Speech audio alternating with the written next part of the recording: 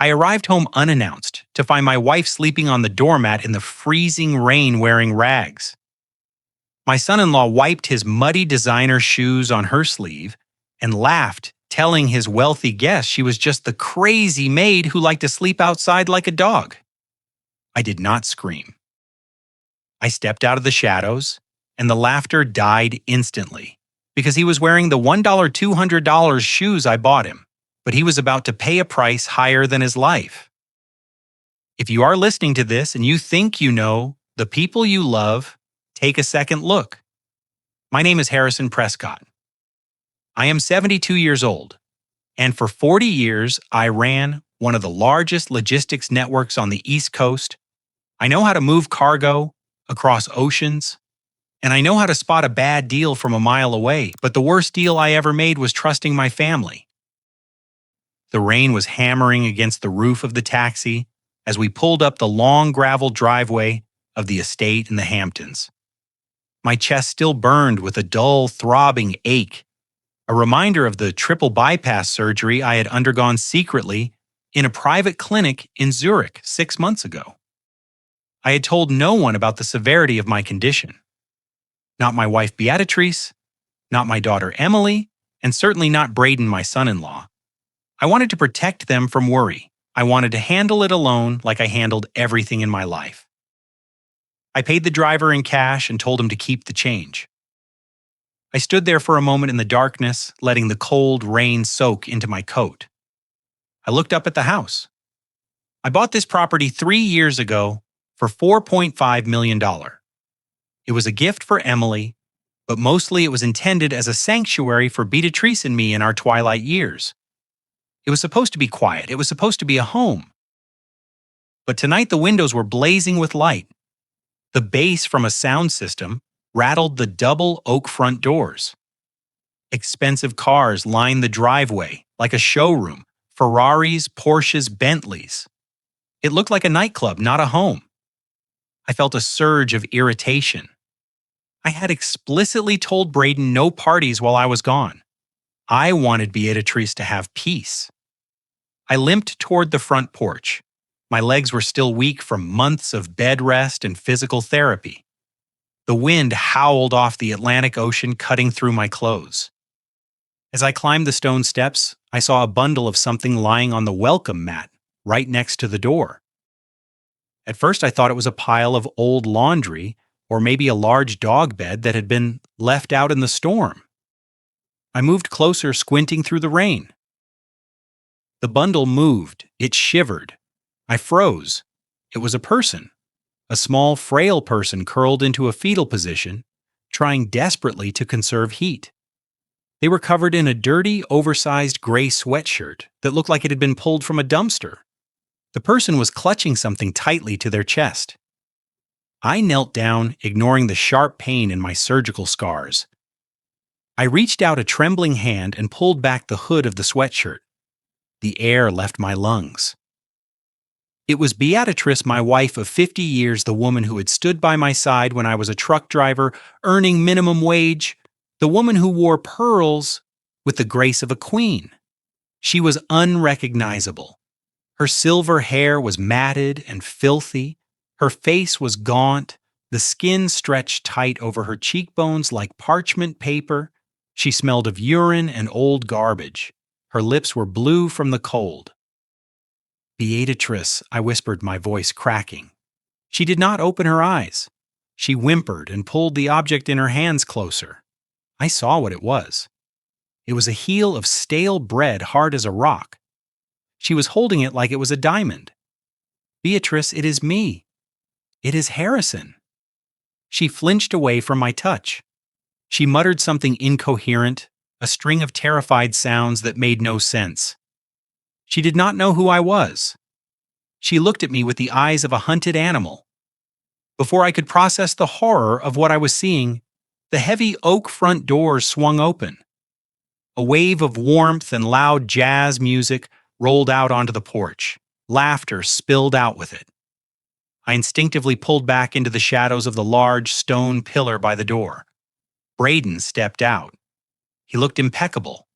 He was wearing a navy blue Italian suit that I knew cost $3,000 because I'd paid the credit card bill. He held a crystal tumbler of scotch in one hand and a Cuban cigar in the other. Behind him were 3 men and 2 women, all dressed in evening wear holding champagne flutes. Braden took a deep breath of the night air, smiling like he owned the world. "Great party, Braden," one of the men said, clapping him on the shoulder. "You really outdid yourself this time. The real estate market must be booming." Braden laughed. "You know me. I have the golden touch." He took a step forward and then he looked down. He saw Beatrice curled up on the mat. He did not look surprised. He did not look concerned. He looked annoyed. He looked at my wife the way you look at a piece of gum stuck to the pavement. "Ugh, watch your step, folks," Braden said loudly, his voice dripping with mock apology. He lifted his right foot. He was wearing the limited edition loafers I had given him for Christmas. They were made of soft calf skin, and then right in front of my eyes, he placed the sole of his shoe on the shoulder of my wife's dirty sweatshirt. He dragged his foot down her arm, wiping the mud from the garden off his shoe and onto her clothes. "Braden, what is that?" one of the women asked, wrinkling her nose in disgust. "Is that a person?" Braden laughed again. "Oh, don't pay any attention to that. That is just the old maid. She is completely senile crazy as a bat. She refuses to sleep inside. She thinks she is a guard dog or something. We let her sleep out here because she ruins the furniture." The guest chuckled nervously. "She looks hungry," the woman said. "She is fine," Braden said, taking a sip of his scotch. "She likes it. It is part of her condition. Come on, let us go by the pool.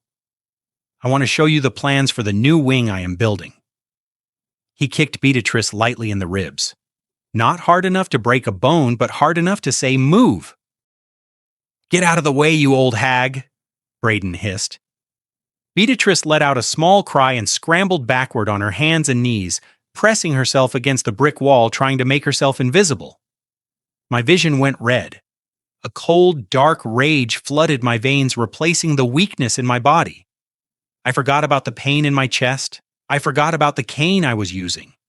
I felt the strength of the man who used to load cargo ships with his bare hands return to me.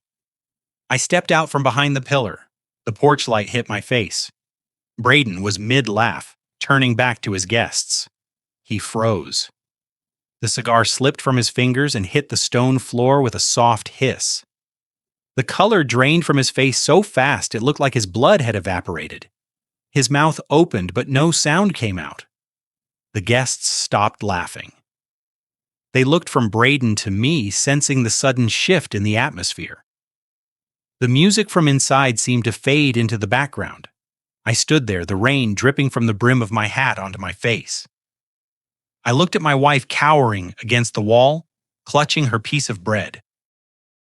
And then I looked at the man I had welcomed into my family. I did not shout. I did not scream. My voice was low, calm, and terrifyingly steady. "Braden," I said. He took a stumbling step back, almost tripping over Beatrice. "H. Harrison," he stammered. "Dad, you are supposed to be in Switzerland.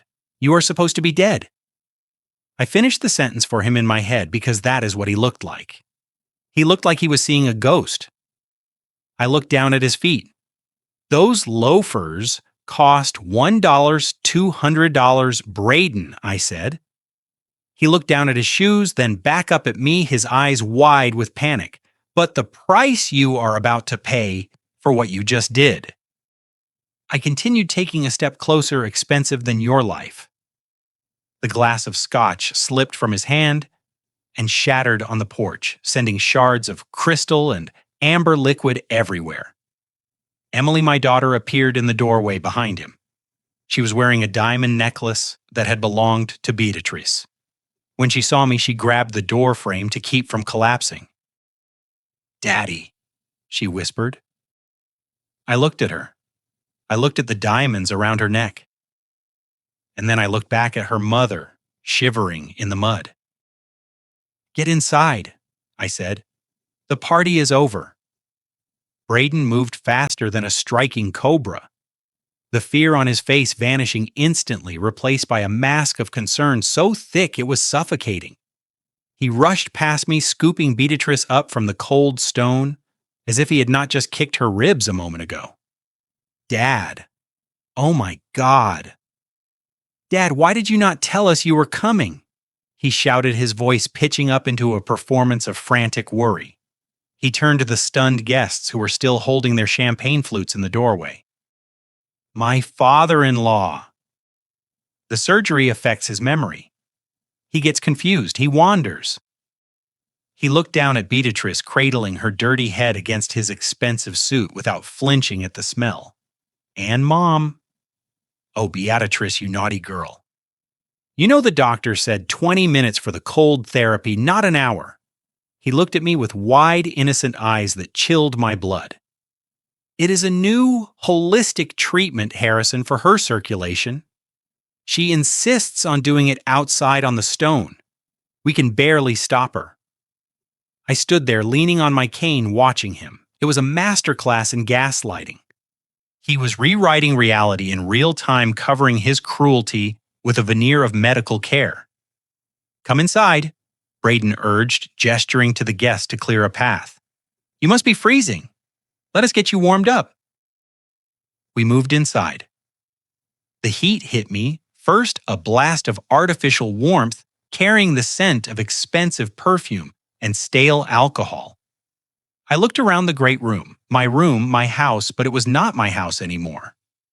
The hand-carved mahogany furniture I had imported from Italy specifically for this space was gone. The oil paintings of the Hudson River Valley that I had collected for 30 years were missing.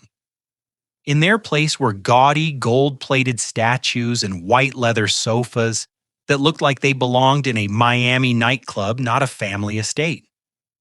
The walls had been repainted a jarring electric blue.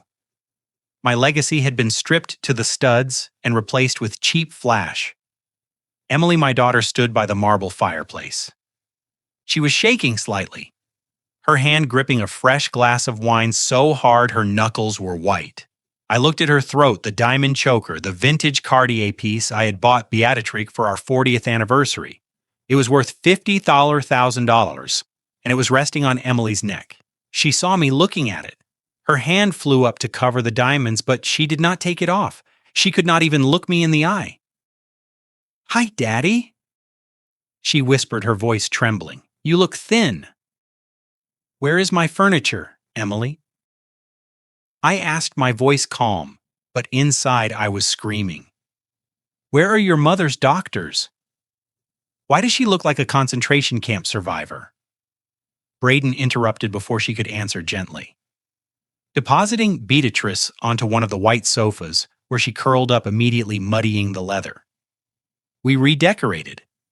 Dad modernized the place to increase the property value. You know how the market is.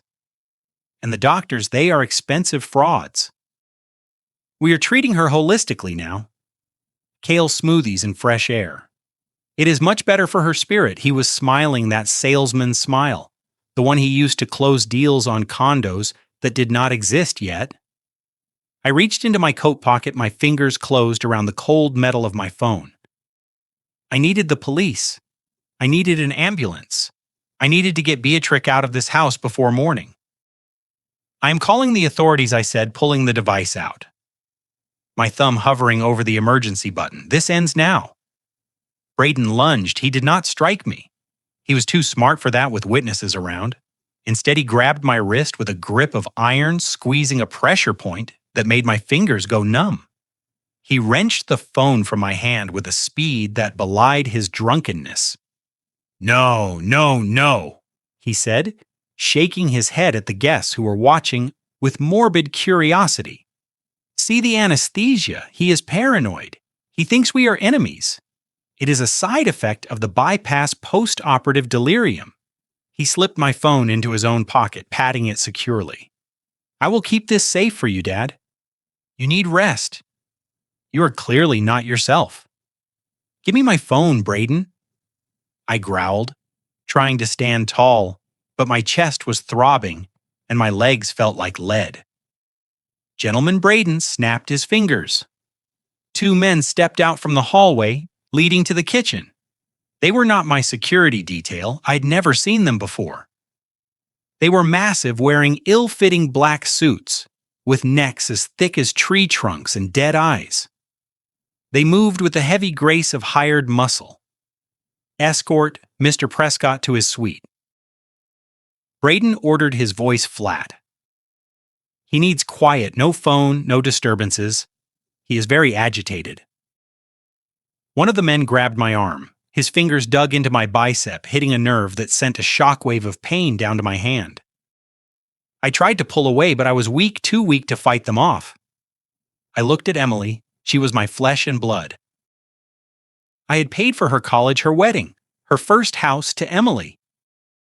I said, my voice rough, "Stop this! Help me!" She turned her back. She picked up her glass and stared into the fire, refusing to acknowledge the father being manhandled in her living room.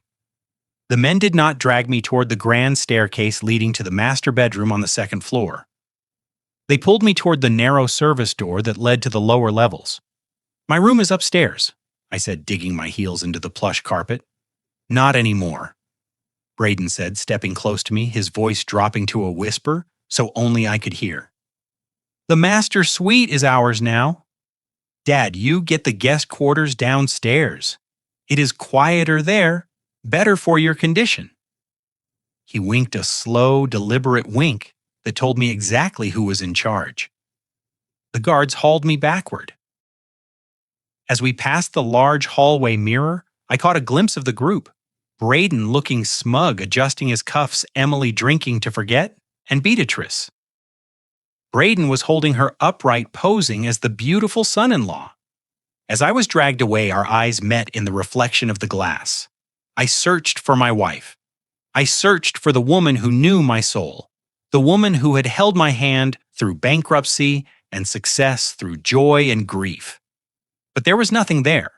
Her pupils were dilated to the size of saucers swallowing the iris. She did not look at me with love or even recognition.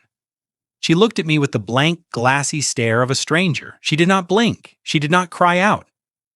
It was as if the woman I loved had vacated her body, leaving only a shell behind. They had not just neglected her, they had erased her. And as the basement door loomed closer, I realized with a terrifying clarity that I was now a prisoner in the empire I had built. The heavy metal door slammed shut with a finality that echoed in my bones, leaving me in near total darkness. The sound of the lock clicking into place was like a gunshot. I was alone in the cold, damp air of what used to be my wine cellar. I tried to stand, but my legs finally gave out, and I slid down the rough concrete wall, hitting the floor with a groan that tore at my surgical stitches. The room smelled of mildew and rotting cardboard. My eyes adjusted slowly to the gloom, illuminated only by a thin sliver of light bleeding in from the gap beneath the door. This was not the climate-controlled sanctuary I had built to house vintage Bordeaux and rare scotches. The racks were gone. The temperature control system had been ripped out. In its place were piles of broken furniture, garbage bags, filled with God knows what, and the unmistakable rusted shapes of old garden tools.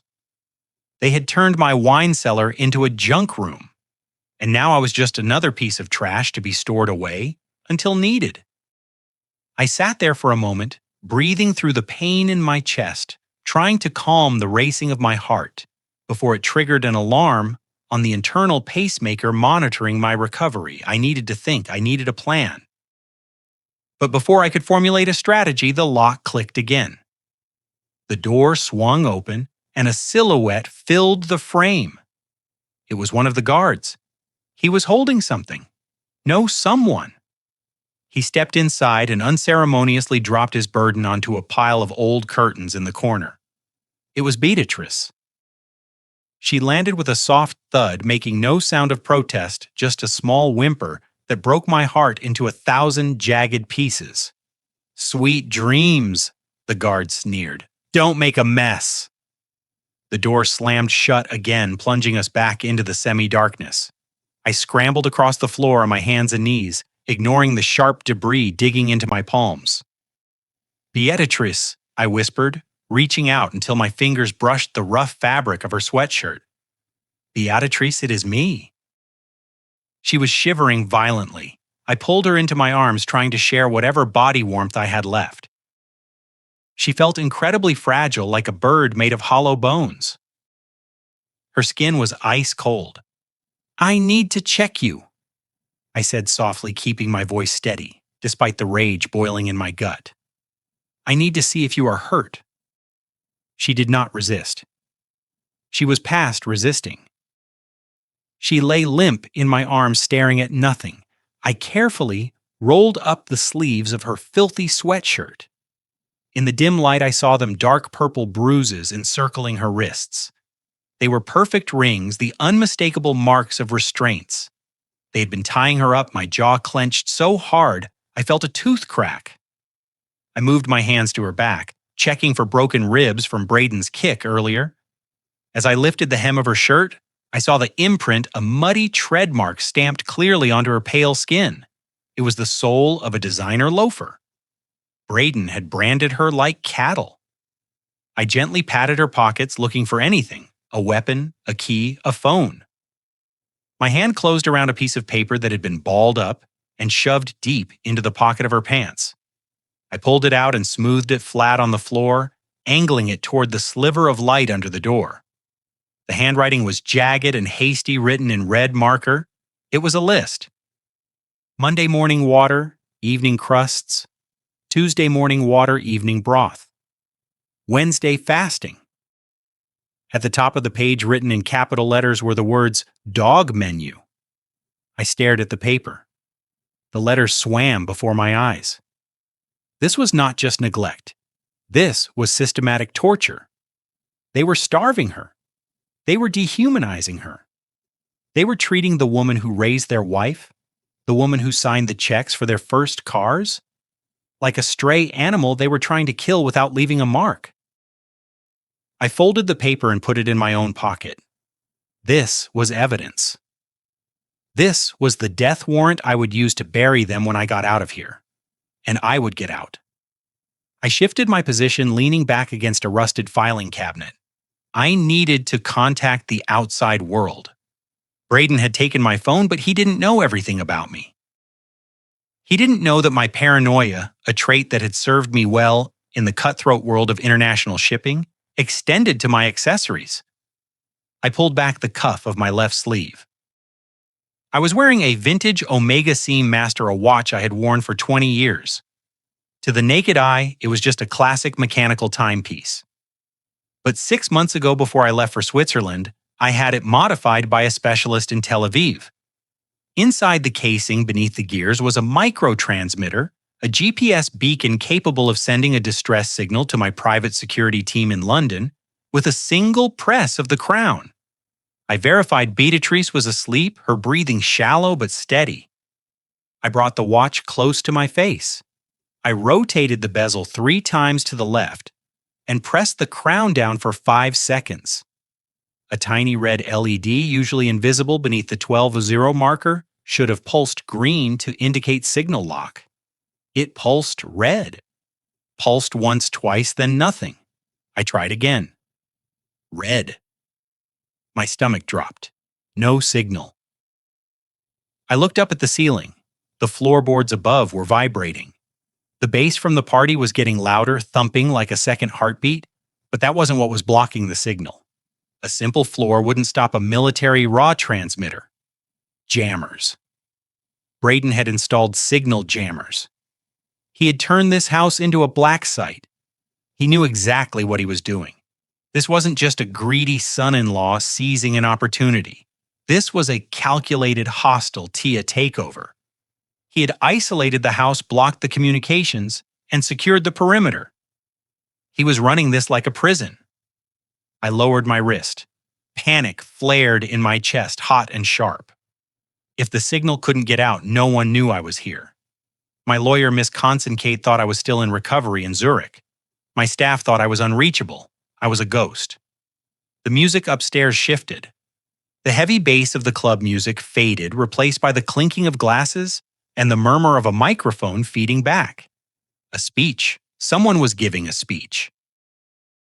I looked around the room searching for a weakness. The door was solid steel reinforced. The walls were concrete foundation. But this was an old house built in the 20s.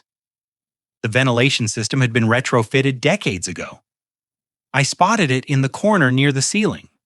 A metal grate covered in layers of dust and cobwebs. It was the intake vent for the old gravity furnace system.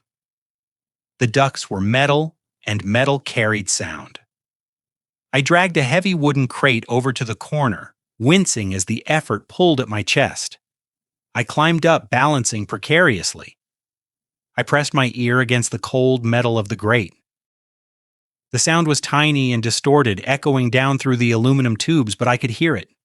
To the future. Braden's voice boomed. It sounded like he was standing right above me. He must be in the library directly overhead. To vision? To taking what is yours? Applause rippled through the ductwork. And specifically, Braden continued his voice, dropping to a conversational tone that carried even better than his shouting, "To the deal of the century. Ladies and gentlemen, in my hand, I hold the deed to the new commercial complex in Dubai, a project fully funded by the Prescott Family Trust." My blood ran cold. The Prescott Family Trust held the bulk of my liquid assets, hundreds of millions of dollars intended for charitable foundations and family security. It required 2 signatures to access, mine and a witness. But Braden, a woman's voice, cut in. It was Emily. She sounded drunk, her words slurring slightly. Daddy didn't sign the release. The bank won't release the funds without the biometric authorization. I pressed my ear harder against the grate, ignoring the rust flaking into my hair. "Don't worry about Daddy, babe," Braden said. I could hear the smirk in his voice. "Daddy is downstairs taking a very long nap." There was a pause. The guests must have moved away, or the conversation had shifted to a more private corner, because the background noise faded. "What do you mean, Braden?" Emily hissed. "You said we were just going to keep him quiet until the power of attorney kicked in." "The power of attorney takes too long," Braden replied. His voice was cold now, devoid of the charm he used for his investors. "And your father is tougher than he looks. Did you see him tonight? He's lucid. He's angry. If he gets to a phone, if he gets to that shark, Concade, we are finished. We go to jail. Emily, for fraud, for elder abuse. Do you want to go to jail? Do you want to wear orange instead of Chanel?" No, Emily whimpered. "No, please." "Then we have to accelerate the timeline," Braden said. "I have the papers ready, the do not resuscitate, order the transfer of assets due to medical incapacitation. I just need his thumbprint. And if he doesn't want to give it?" He paused. The silence in the vent was deafening. "If he doesn't give it," Emily asked, her voice barely a whisper. "Then we pull the plug," Braden said. "We say it was a heart complication. He just had triple bypass. It happens all the time. Old men die. Hearts fail. Who is going to question it? The doctor on my payroll certainly won't." I gripped the grate so hard my fingers turned white. He was planning to murder me tonight. "But he's my dad." Emily sobbed softly. "He's an obstacle, Emily," Braden snapped. "He's the only thing standing between us and $800 million. Now dry your eyes. Go mingle. I'm going downstairs to have a little chat with him. I'm going to make him an offer he can't refuse." I heard the heavy thud of footsteps walking away from the vent, then the sound of a door opening and closing upstairs. He was coming. I climbed down from the crate, my heart hammering against my ribs like a trapped bird. I looked at Beatrice curled up on the pile of rags, oblivious to the fact that her husband was about to be executed. I had maybe 5 minutes. 5 minutes before Braden came through that door with his fake papers and his hired muscle. 5 minutes to turn this prison into a fortress or a weapon. I looked around the room with new eyes. I didn't see junk anymore. I saw assets. I saw opportunity. I saw a glass wine bottle heavy and thick, collecting dust in the rack. I saw a coil of rusty wire. I saw the high-voltage junction box on the wall with its cover hanging loose. I was not a helpless old man. I was Harrison Prescott. I had fought Union's pirates and corporate raiders. If Braden wanted to pull the plug, he was going to get a shock he never expected. I grabbed the wine bottle and smashed the neck against the wall, creating a jagged glass shiv. Let him come. The sunlight felt like a physical blow when the guard hauled me up the basement stairs. My eyes burned as the sterile white light of the kitchen flooded my vision. I was shoved onto a hard stool at the island, my joints screaming in protest. A plastic container slid across the quartz countertop, stopping inches from my hand. Inside was a congealed mess of risotto and shrimp tails from last night's party. It smelled of stale wine and neglect. Beside it sat a glass of tap water. "Eat," the guard grunted, leaning against the refrigerator, already bored, scrolling through his phone. Across the island, Emily sat hunched over a steaming mug of coffee. She looked wretched. Her skin was salo. Her eyes bloodshot, likely nursing a hangover from the cheap champagne Braden had been pouring like water. She wore silk pajamas that I knew cost more than my first car. Yet she looked like a prisoner in her own home. "Emily?" I rasped, my voice barely a whisper. "Where is your mother?" She didn't look up. She stared into the black liquid in her mug. "She's in the garden. She likes the rain." Lies. They had left her out in the storm again. Rage flared in my chest, hot and sharp. But I pushed it down. I needed clarity. I needed an opening. Suddenly, Emily stood up, her hand flying to her mouth. She looked green. Without a word, she rushed toward the powder room down the hall, retching. Before she even cleared the doorway, she left her iPad Pro sitting on the counter. The screen was still glowing. I looked at the guard. He was laughing at something on his phone, completely checked out. This was it. I leaned forward, finding a cough to cover the sound of the tablet sliding across the smooth stone. I pulled it close, shielding it with my body. My fingers hovered over the screen. Passcode. I didn't need to guess. Emily had used the same code since high school. 1990, her birth year. The device unlocked. I didn't go to email. I didn't check the news. I went straight to the browser and typed in the URL for Zurich Private Bank. My hands were trembling not from fear, but from a focused, lethal adrenaline. I entered my username. The password was a string of alphanumeric characters based on the hull numbers of my first 3 cargo ships, a sequence I had memorized 20 years ago. The page loaded. The spinning wheel seemed to mock me for an eternity. Then the dashboard appeared. The air left my lungs. Where there should have been a balance of over $15 million in liquid assets, there was a single digit. 0. Actually, it was worse. It was negative. Overdraft fees, I tapped the transaction history, my eyes scanning the carnage. It was a bloodbath.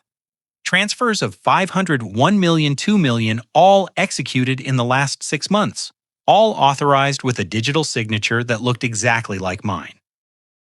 The destinations were a laundry list of the untraceable. Crypto.com, Binance, a dozen offshore accounts in the Cayman Islands with names like Blue Horizon and Shadow Corp. They hadn't just stolen the money. They had laundered it, scattering my life's work into the digital wind. 15 million gone.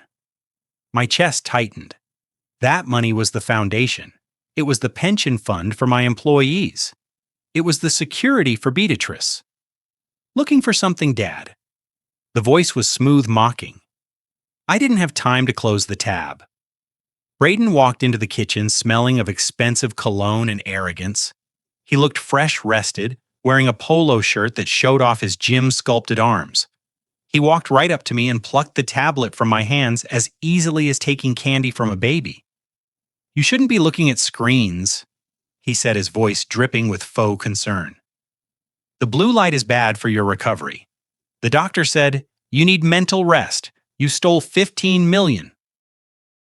I said, my voice low, deadly steady. "You drained the accounts. You emptied the trust." Braden laughed.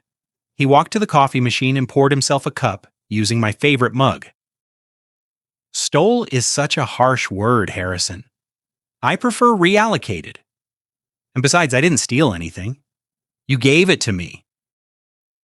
He reached into a leather portfolio, sitting on the counter, and pulled out a document. He slid it across the quartz. "Do you recognize this?" I looked down. It was a durable power of attorney. It granted Braden full legal authority over my finances, my medical decisions, and my assets. At the bottom was my signature. It wasn't a forgery. It was my handwriting, shaky, weak, but mine. I remember. I whispered the memory clawing its way through the fog of the past. "The night before the surgery in the hotel, you said it was a hospital release form. You said they needed it just in case, and you signed it," Braden said, taking a sip of coffee. "You trusted me." And the best part, the incapacitation clause. It covers mental confusion, paranoia, post-operative delirium, all things you are currently suffering from according to the doctor on my payroll. "Legally, Harrison, you are incompetent. I am not stealing from you. I am your guardian." He leaned in close, his smile vanishing.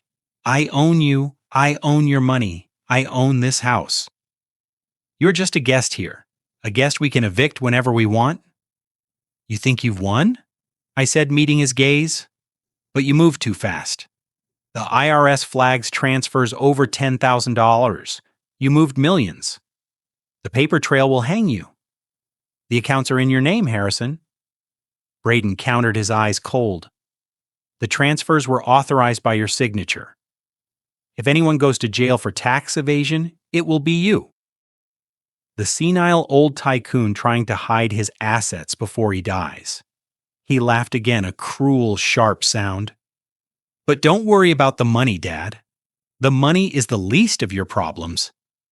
You should be more worried about your legacy." He reached into the portfolio again. This time he pulled out a newspaper. It was an old issue of the Wall Street Journal folded open to the business section. He tossed it onto the counter right on top of the cold risotto. "Read it," he commanded. I looked down. The headline screamed up at me in bold black letters. My heart stopped. My company, the business I had built from a single truck into a global empire, the company that fed 5,000 families. CEO Braden Miller cites gross mismanagement by founder Harrison Prescott and hidden debts as the cause of the collapse. The sub-headline read, "Assets to be liquidated." I felt the room spin. He hadn't just stolen my cash. He had burned my company to the ground. He had destroyed my name. "You killed it," I whispered. "You killed my company." "I stripped it," Braden corrected.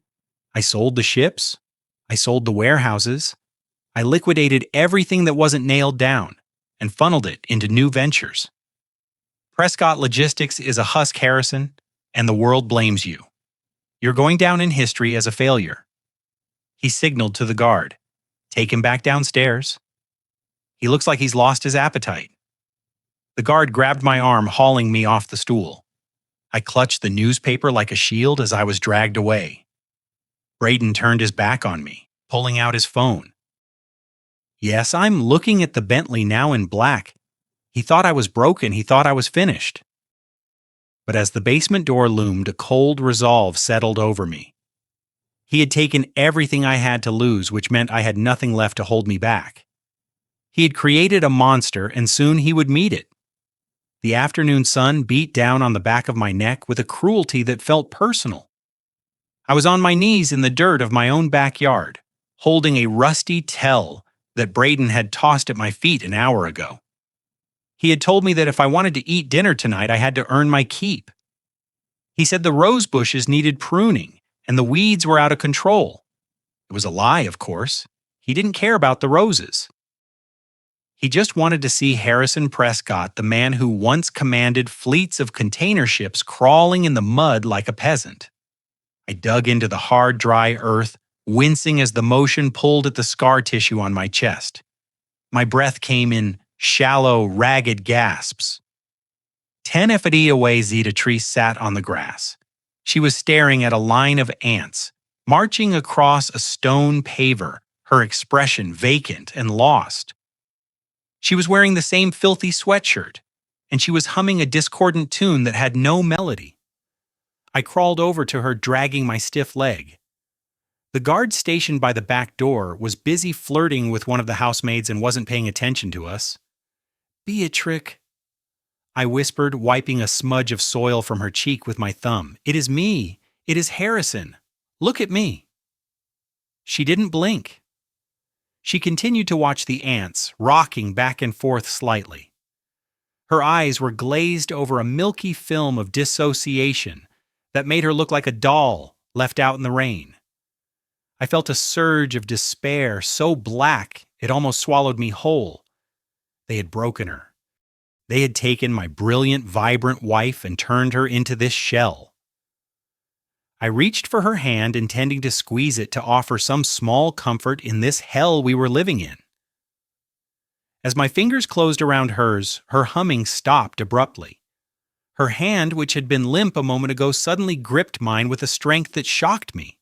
It was a vice grip, sharp and desperate. I froze. I looked at her face. Her expression hadn't changed.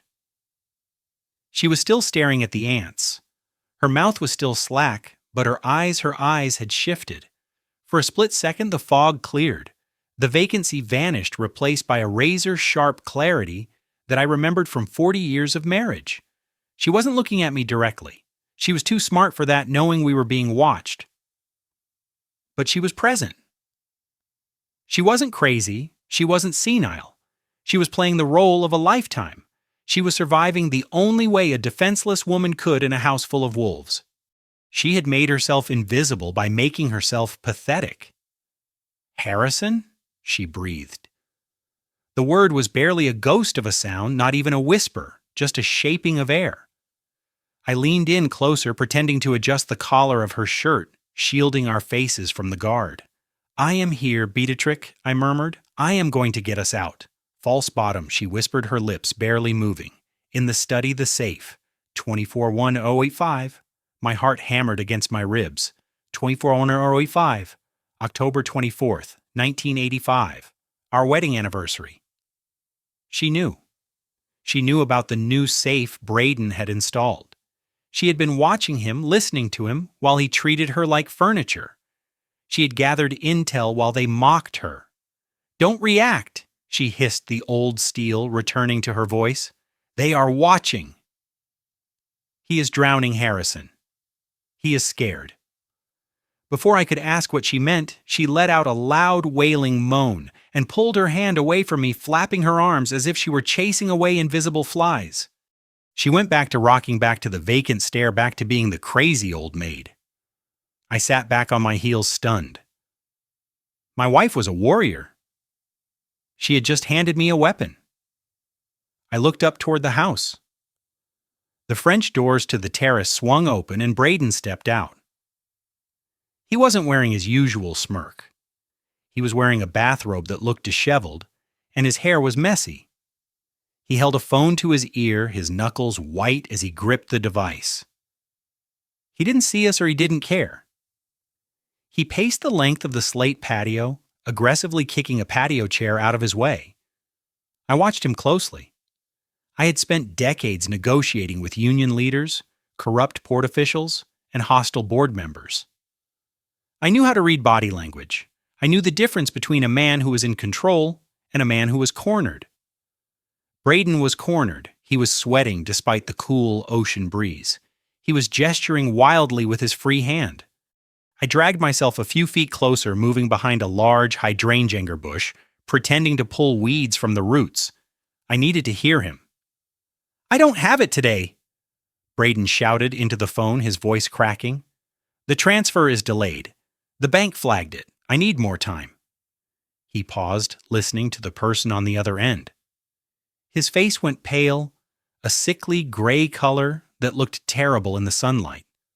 No, you can't do that," Braden pleaded, his arrogance evaporating. "Listen to me. I have the assets. I have the house.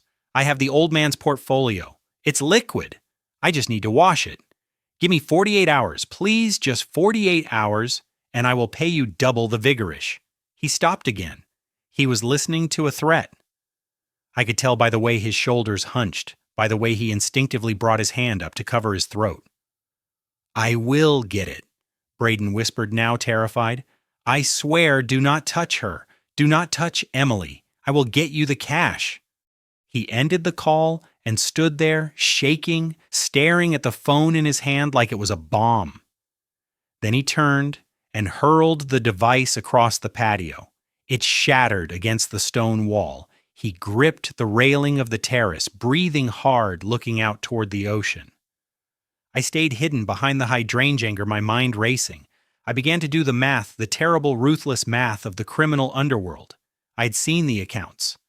Braden had drained $15 million of liquid cash. He had liquidated the company assets for probably another 20 or 30 million. He had access to a fortune. A man with 40 million at his disposal doesn't beg for 48 hours. A man with that kind of cash doesn't scream about paying double the interest. A man who has successfully stolen an empire doesn't look like he is about to vomit from fear. Unless the money was already gone, all of it. It didn't make sense. You can't spend 40 million in 6 months on cars and parties. Even with his lavish lifestyle, the math didn't add up unless he wasn't spending it, unless he was paying for a mistake crypto.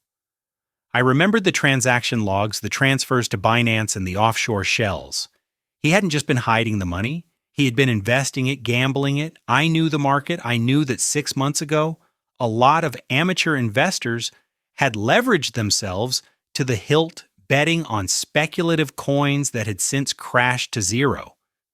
Braden, the arrogant real estate agent who thought he was a financial genius, had likely leveraged my fortune on a sure thing that had imploded.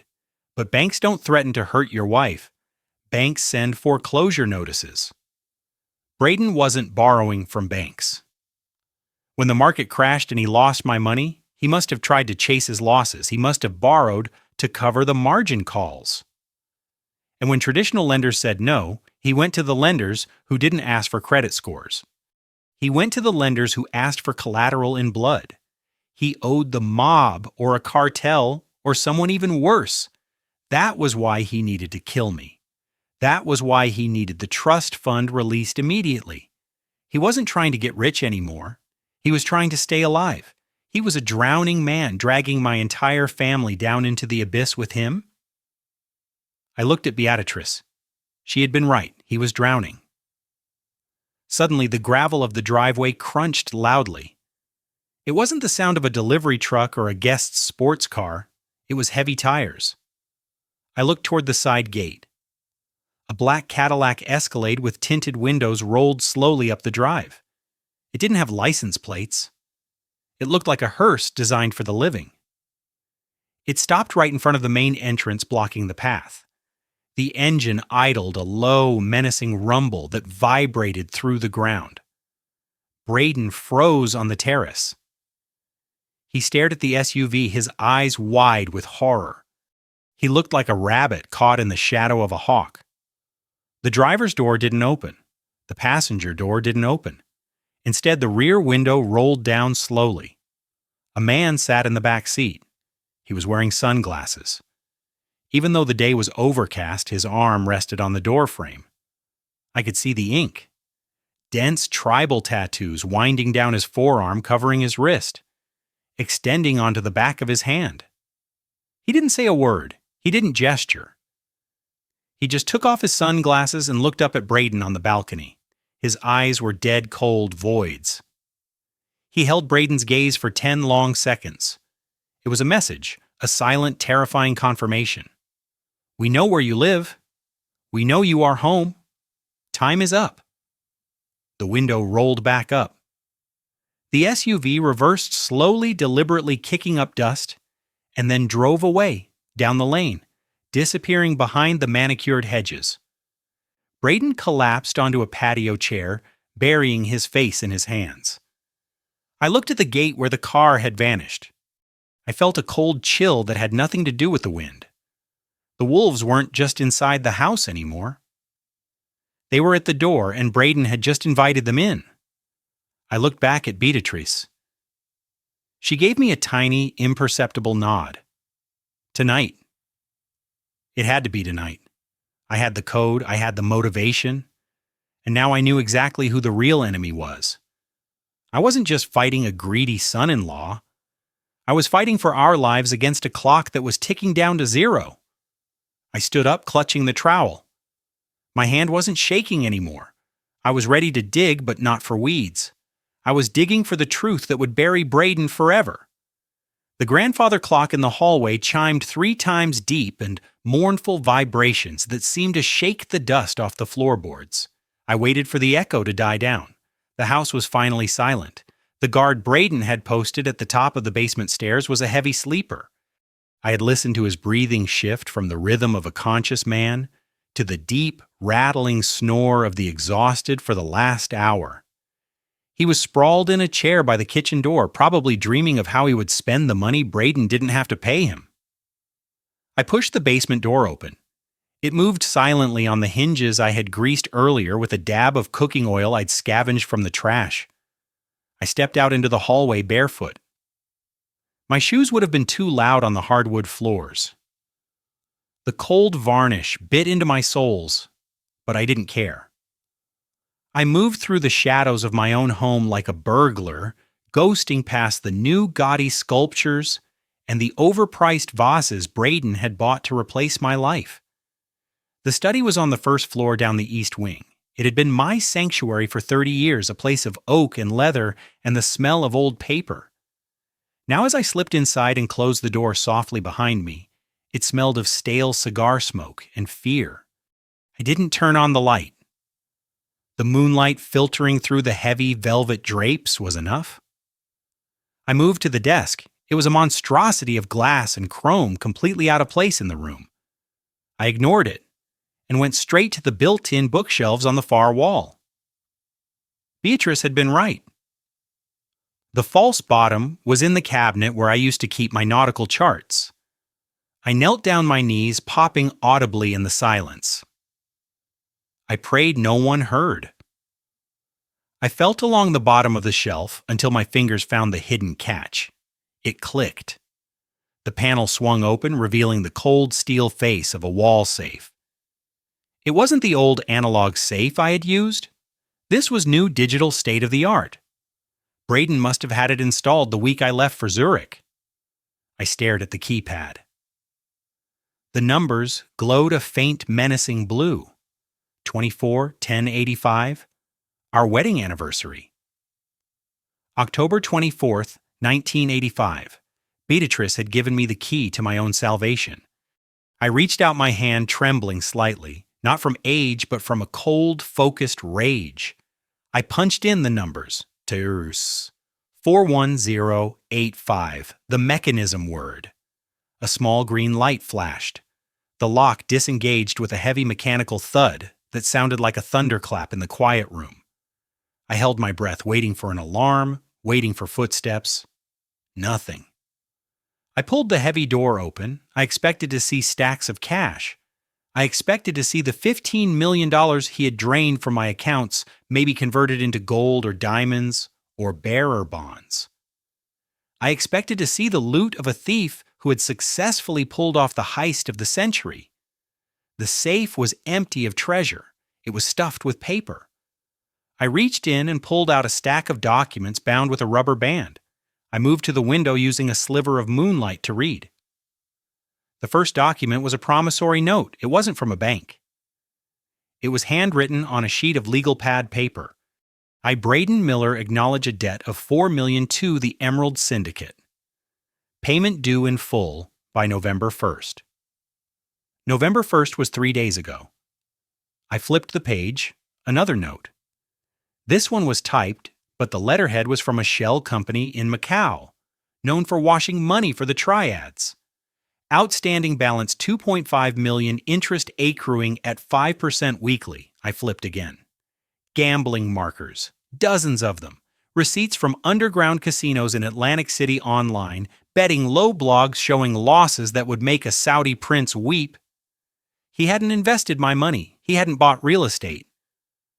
He had torched $15 million on bad bets and high-risk poker games trying to fill a hole inside him that no amount of money could ever fill. He wasn't a mastermind. He was a degenerate addict. My hands shook as I dug deeper into the stack. At the bottom, I found a manila folder labeled Medical Harrison. I opened it. Inside was a psychiatric evaluation. It was dated 2 months ago. It was signed by a Dr. Aris, a name I didn't recognize. Patient Harrison Prescott. Diagnosis: advanced paranoid schizophrenia with rapid onset dementia. Patient exhibits violent tendencies, delusions of persecution, and inability to manage financial or personal affairs. Recommend immediate and permanent conservatorship. Prognosis: terminal mental decline. It was a fabrication, a complete work of fiction designed to strip me of my rights. This was the gun they were holding to my head. With this paper, they could lock me away in a facility forever. They could drug me until I really was a vegetable. They could legally kill me without ever pulling a trigger. I felt a wave of nausea. This was premeditated. This wasn't just about covering debts. This was about erasing a human being. I reached back into the safe to see if there was anything else. My fingers brushed against cold plastic. It was a phone, a cheap disposable burner phone, black and nondescript. I pulled it out. The battery was low, the screen dim. I pressed the power button. It booted up, showing a generic wallpaper. There were no apps, no contacts, save just one message thread. I opened it. The most recent text had come in 20 minutes ago. You are out of time, Braden. We know you are in the house. We know the old man is back. We don't care about your family drama. We want our money. I scrolled up. Please, I need another day. Just one day.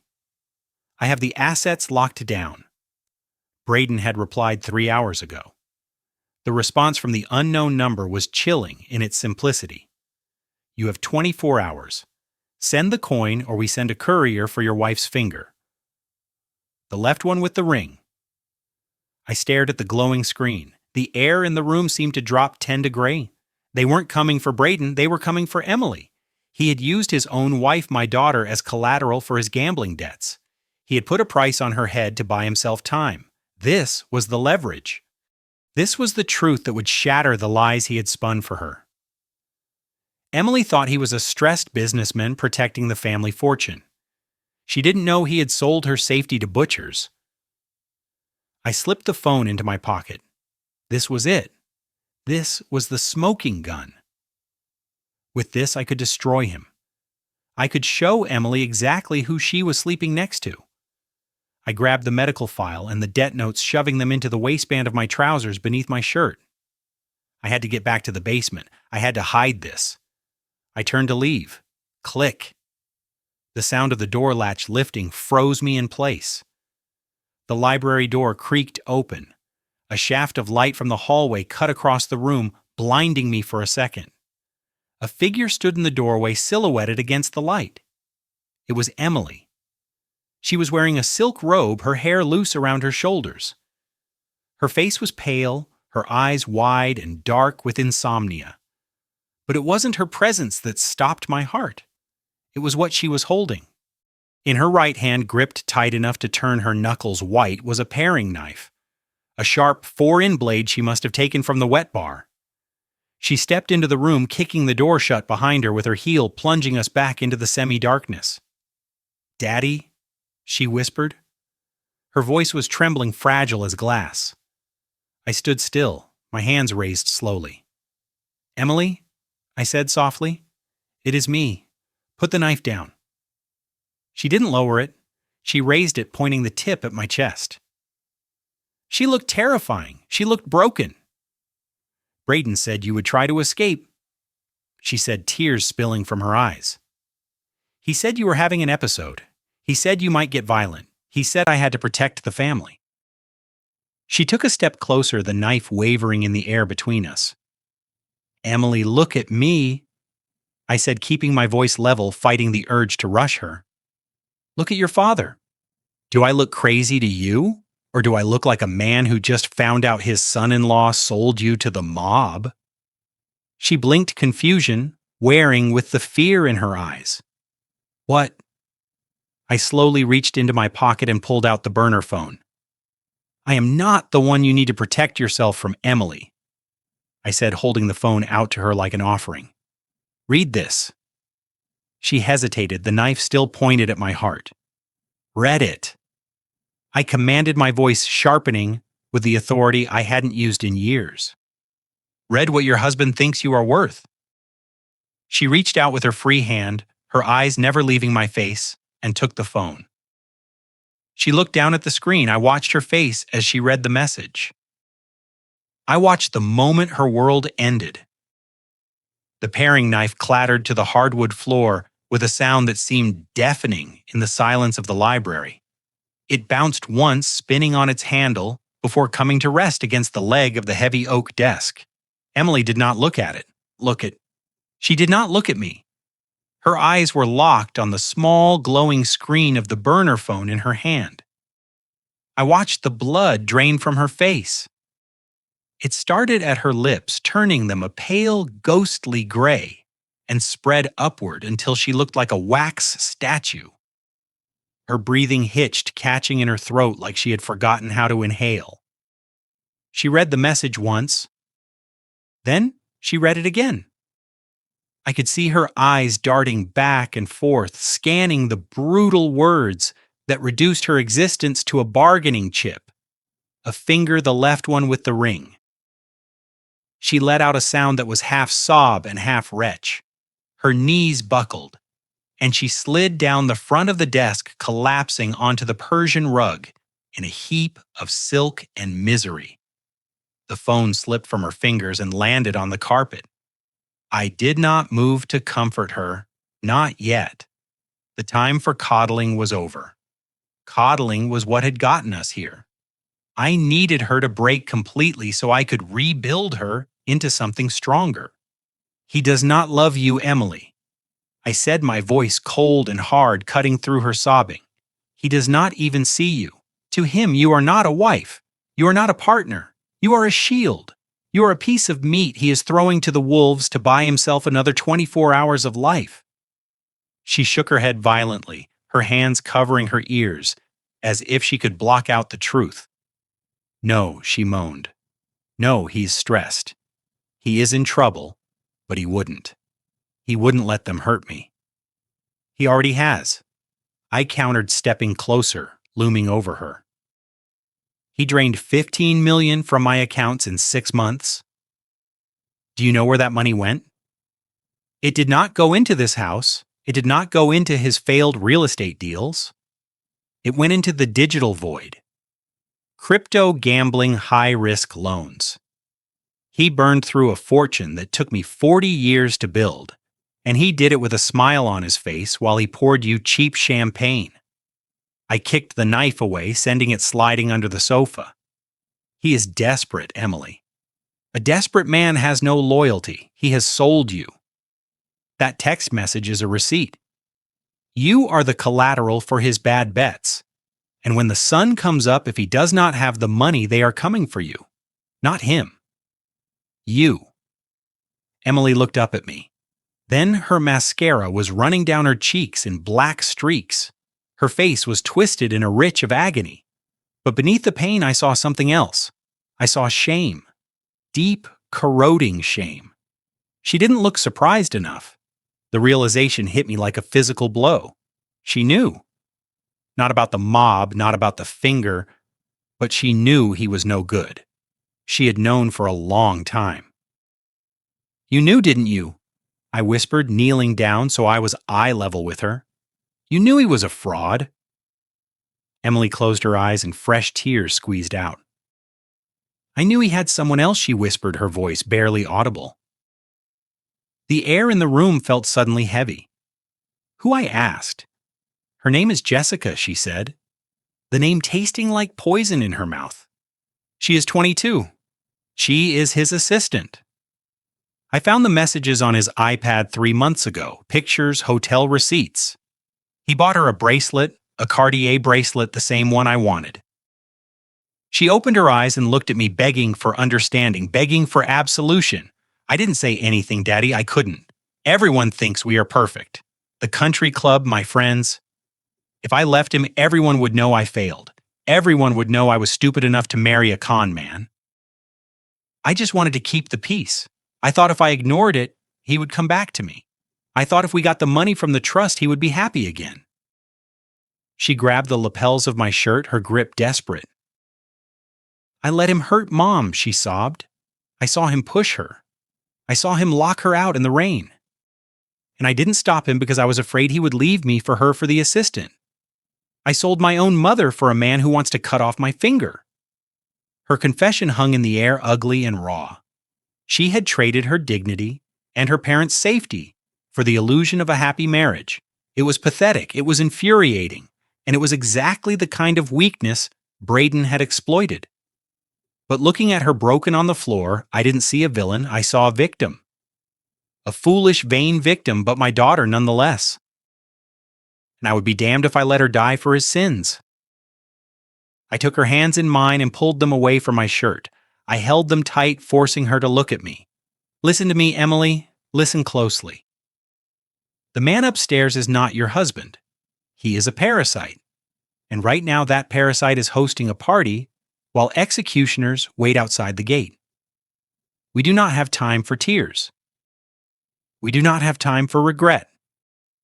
I picked up the burner phone and pressed it into her palm, closing her fingers around it. You have a choice, I said, my voice low and urgent. You can stay here on the floor and wait for them to come for you. You can wait for Braden to sacrifice you, or you can stand up. You can wipe your face, and you can help me kill him. Her eyes widened. Kill him. Not with a knife, I said, glancing at the weapon under the sofa. We are not savages. We are going to kill him with the one thing he fears more than death. We are going to kill him with the truth. We are going to strip him of every dollar, every lie, and every ounce of protection he thinks he has. We are going to leave him naked before the law and before the men he owes. I need you to do exactly what I say. Can you do that? She took a shuddering breath. She looked down at the phone, then at the door, then back at me. The trembling in her hands began to subside, replaced by a spark of anger. It was faint, but it was there. What do you need? She asked. I need to make a call, I said. Braden has jammed the signals in the house. My watch won't work. But this phone, I tapped the burner in her hand. This phone is his lifeline to the mob. He must have whitelisted it, or it is on a frequency the jammers don't block. I need to call Miss Consoncade. I need to activate the Omega protocol. Emily nodded, wiping her face with the sleeve of her silk robe. Okay, make the call. No, I said, not here. It is too quiet. If he checks the network logs, if he comes down, I need a distraction. I need you to go out there. I need you to be his wife one last time. I need you to keep him occupied for 10 minutes. Can you do that? Can you look at the man who sold you and smile? Emily stood up. She smoothed her robe. She adjusted her hair. She walked to the mirror in the corner and wiped the black streaks from her cheeks. When she turned back, she looked pale, but composed. The mask was back in place. But this time she wasn't wearing it for him. She was wearing it for us. I can do it, she said. Her voice was cold. For Mom and for my finger. She reached for the door handle. Boom, boom, boom. The heavy wood of the library door shook under 3 violent impacts. Emily froze her hand, hovering inches from the brass knob. I pressed myself against the wall, into the shadows behind a tall bookcase, my heart slamming against my ribs. Emily opened the door. It was Braden. His voice wasn't charming anymore. It was tight, agitated, and suspicious. "I know you're in there, Emily," he shouted, pounding again. "I heard voices. Who are you talking to? Open the damn door right now." He rattled the handle. It was locked from the inside. I looked at Emily. Her eyes were wide with panic. She looked at me for instruction. I put a finger to my lips and signaled for her to open it. We had no choice. If he broke it down, he would see me. If she opened it, we might have a chance to bluff. She took a deep breath. She pulled her shoulders back. She unlocked the latch. The door flew open. Braden stood there, filling the frame. He was sweating. His tie loosened, his eyes darting around the dark room. He looked past Emily, scanning the shadows. "Who is in here?" he demanded, pushing past her. I heard whispering. "Is it the old man? Did he get out?" He took a step toward the desk, toward where I was hiding. Emily stepped in front of him, blocking his path. "It was me, Braden," she said, her voice steady, loud enough to cover the sound of my breathing. "I was talking to myself. I was practicing." Braden stopped and looked down at her, sneering. "Practicing what? Being crazy like your mother?" "Practicing my toast," Emily said, lifting her chin. "For the investors. You said I had to make a speech about the Dubai project. I didn't want to embarrass you, so I came in here to rehearse." Braden stared at her, his eyes narrowing. He looked at her face, seeing the redness around her eyes. "You've been crying," he accused. "I'm stressed, Braden," she snapped. "We have a house full of people. My father is locked in the basement like an animal, and my husband is acting like a maniac. Of course I am crying, but I fixed my face. I am ready to go out there and lie for you again." She pushed past him, walking into the hallway. "Are you coming? Or do you want to search the room for ghosts?" Braden hesitated. He looked back into the gloom of the library, his gaze lingering on the bookcase where I was pressed flat against the wall. Then he grunted and turned around. "Fine," he muttered, "but make it good. We need this money, Emily, or we are all dead." He followed her out, slamming the door behind him.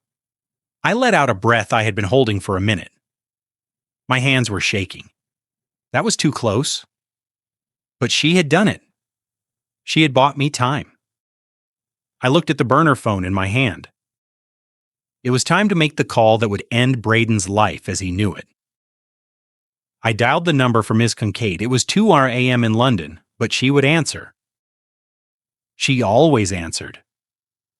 The line rang once, twice. "Hello?" The voice was crisp, alert, and sharp as a razor.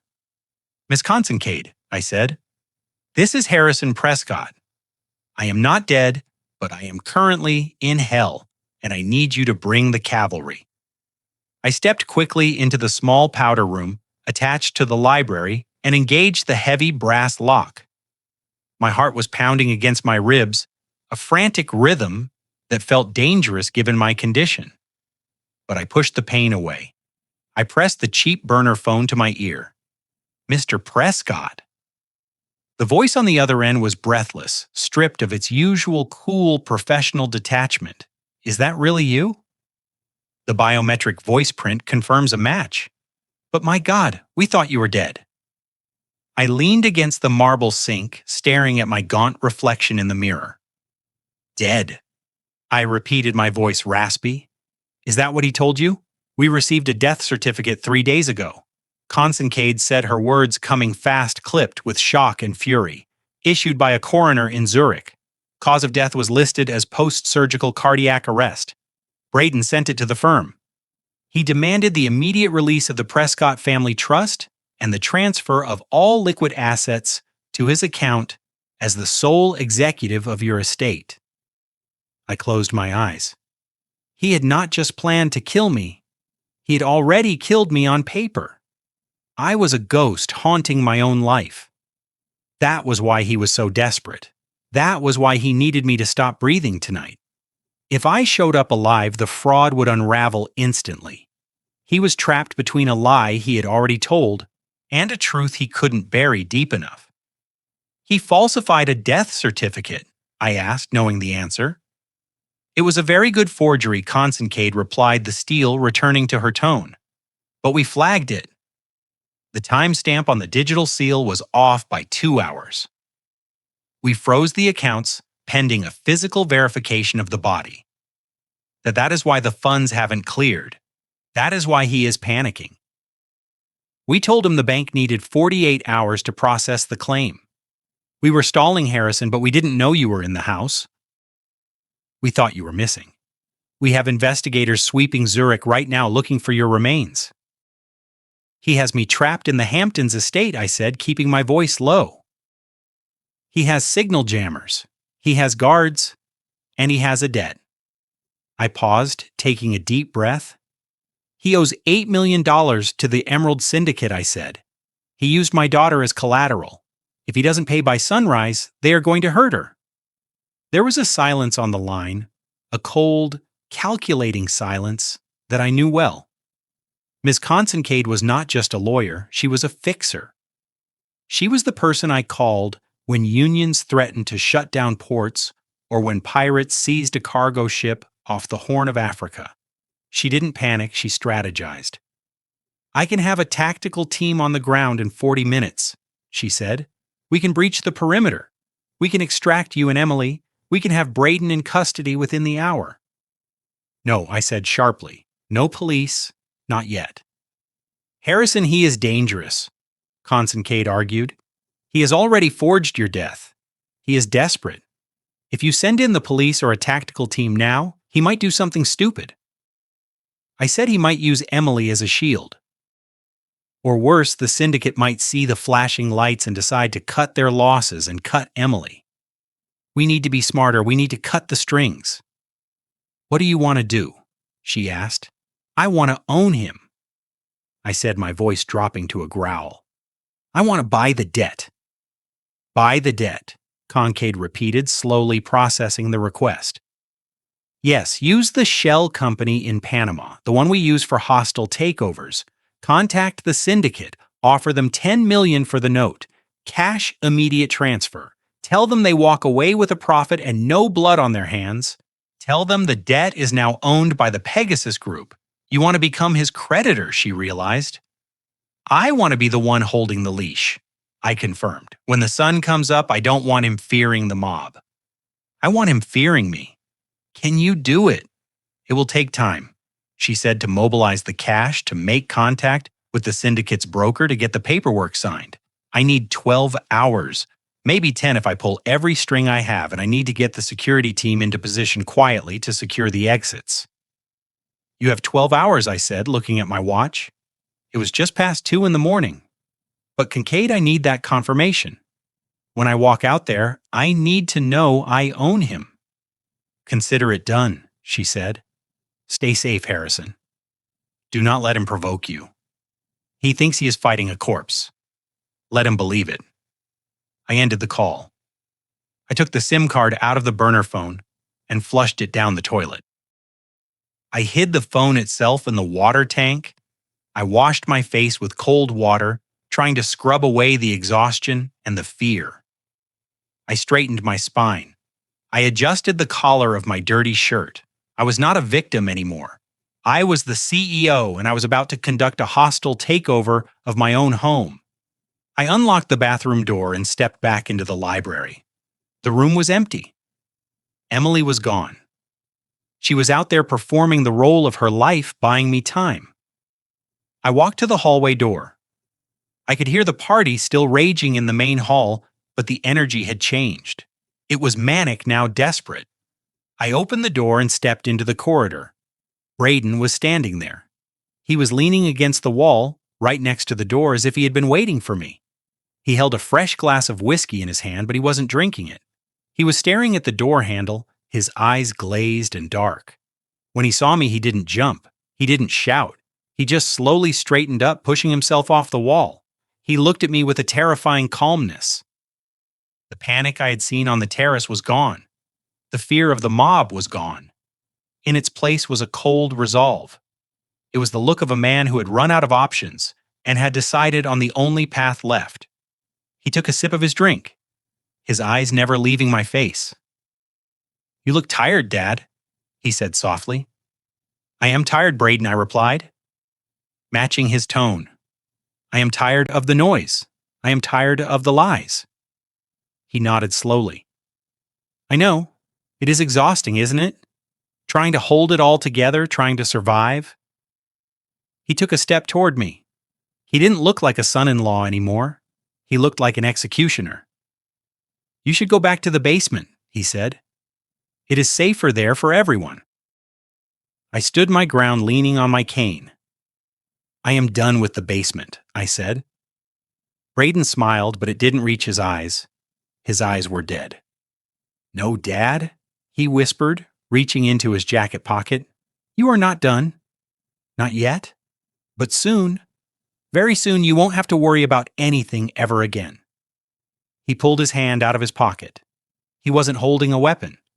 He was holding a small glass vial and a syringe. "It is time for your medicine," he said, taking another step. The doctor said, "You need a booster for your heart to help you sleep." He wasn't waiting for the mob. He wasn't waiting for the bank. He had decided to close the loop himself. Tonight was the night I was supposed to die of natural causes. I looked at the syringe. Then I looked at him. "You are making a mistake, Braden," I said. He shook his head. "No, Dad. The only mistake was letting you come back from Zurich. But don't worry, I'm going to fix it." He lunged. The needle stopped inches from my neck because someone pounded on the hallway door. It was the catering manager looking for the host. Braden lowered the syringe with a sneer and shoved it back into his pocket, whispering that my medicine would have to wait until the encore. He had a better idea. He wanted a show. He wanted to parade his conquest before he buried it. 10 minutes later, I was standing in the grand foyer of my own home, wearing a moth-eaten butler's jacket that smelled of camphor and decades of dust. It was tight across my shoulders, and the fabric itched against my surgical scars. Beside me stood Beatrice. They had forced her into a maid's uniform that was 3 sizes too big. It hung off her skeletal frame like a shroud. She held a silver tray of champagne flutes, her hands trembling so violently the crystal chattered like teeth in the cold. "Walk," Braden commanded, shoving me forward.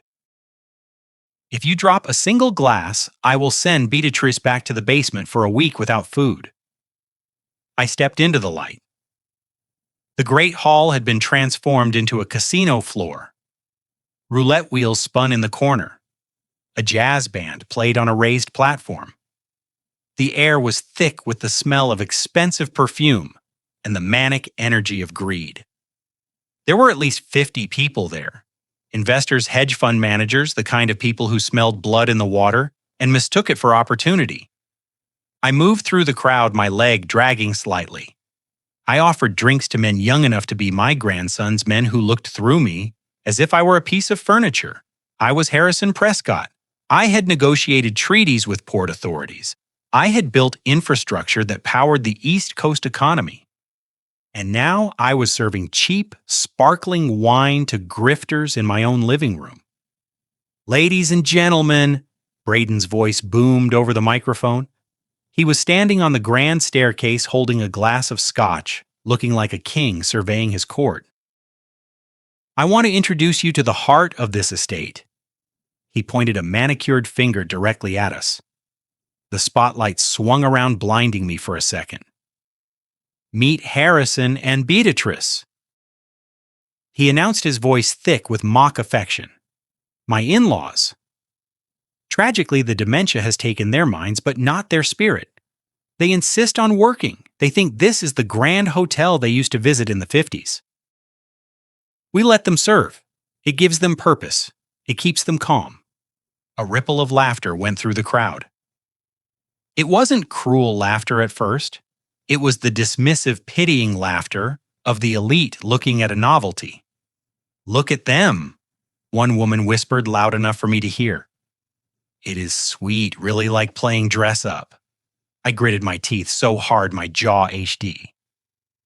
I poured wine, I nodded, I played the part, I checked my watch. 11:45. Miss Consincade needed 12 hours. We were at hour 11. The security team was moving into position. The wire transfer was clearing through the Panama Shell Company. I just had to hold on. I just had to endure. I looked at Emily. She was standing near the roulette wheel, drinking heavily again. She saw me. She saw her mother shaking in the maid's uniform. She turned away, unable to watch the humiliation she had enabled. And then I saw her. A young woman detached herself from a group of investors and glided toward Braden. She was stunning in a predatory way, wearing a red silk dress that left little to the imagination. She looked to be about 22, Jessica, the assistant, the mistress. She walked up to Braden and draped her arm over his shoulder, whispering something in his ear that made him laugh. He kissed her on the cheek, right there in front of everyone, in front of his wife, in front of the investors. But it wasn't the kiss that made my blood run cold. It was her neck. Around her throat, resting against her pale skin, was a double strand of South Sea pearls with a diamond clasp. I stopped breathing. Those were not just jewelry. I had bought those pearls in an auction in Tokyo 20 years ago. Beatrice had worn them to our daughter's wedding. She had worn them to the gala when I retired. They were her favorite possession. They were the symbol of our life together. And now they were around the neck of the woman who was helping to destroy us. Beatrice saw them too. She stopped moving. She stood in the middle of the room staring at the girl's neck. For a moment, the fog in her eyes cleared completely. She wasn't looking at a mistress. She was looking at a thief. Jessica noticed the stare.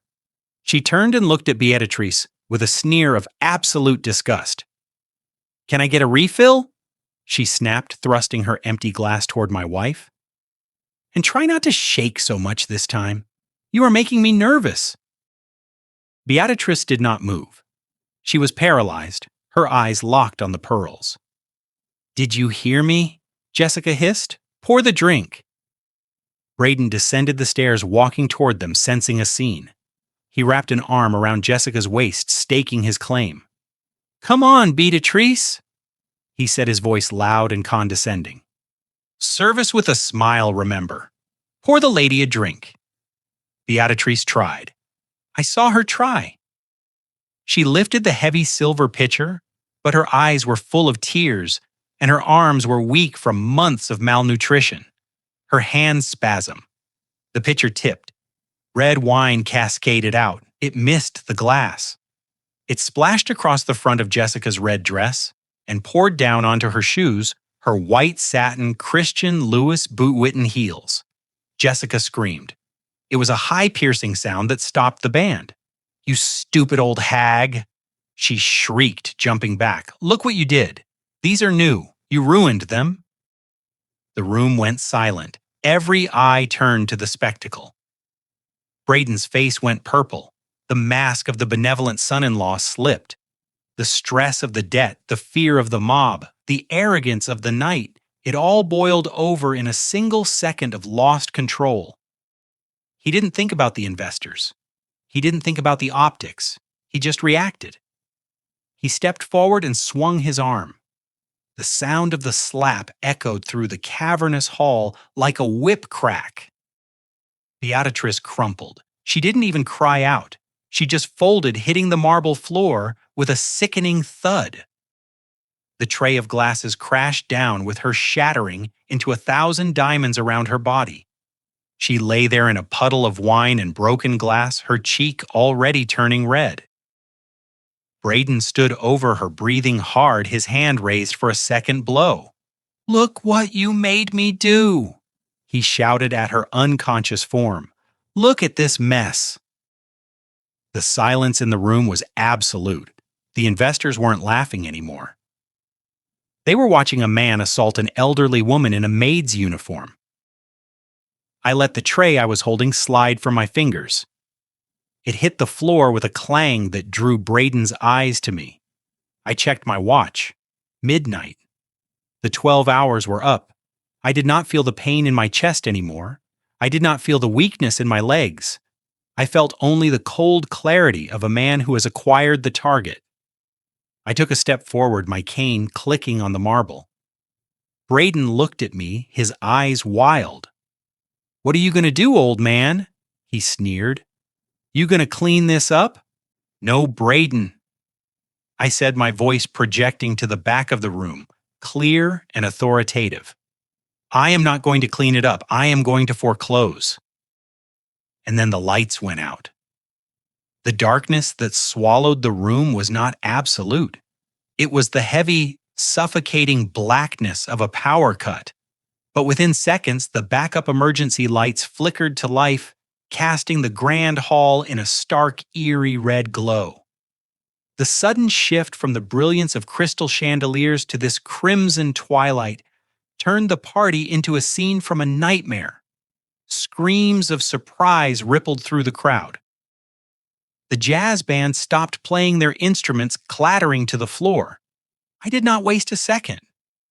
While the investors were blinded and confused, I knelt beside Beatrice. She was conscious but dazed, her cheek already swelling where his ring had caught her skin. "Emily," I barked, my voice cutting through the murmurs. My daughter appeared from the shadows near the roulette wheel. She looked terrified, but for the first time in years, she moved with purpose.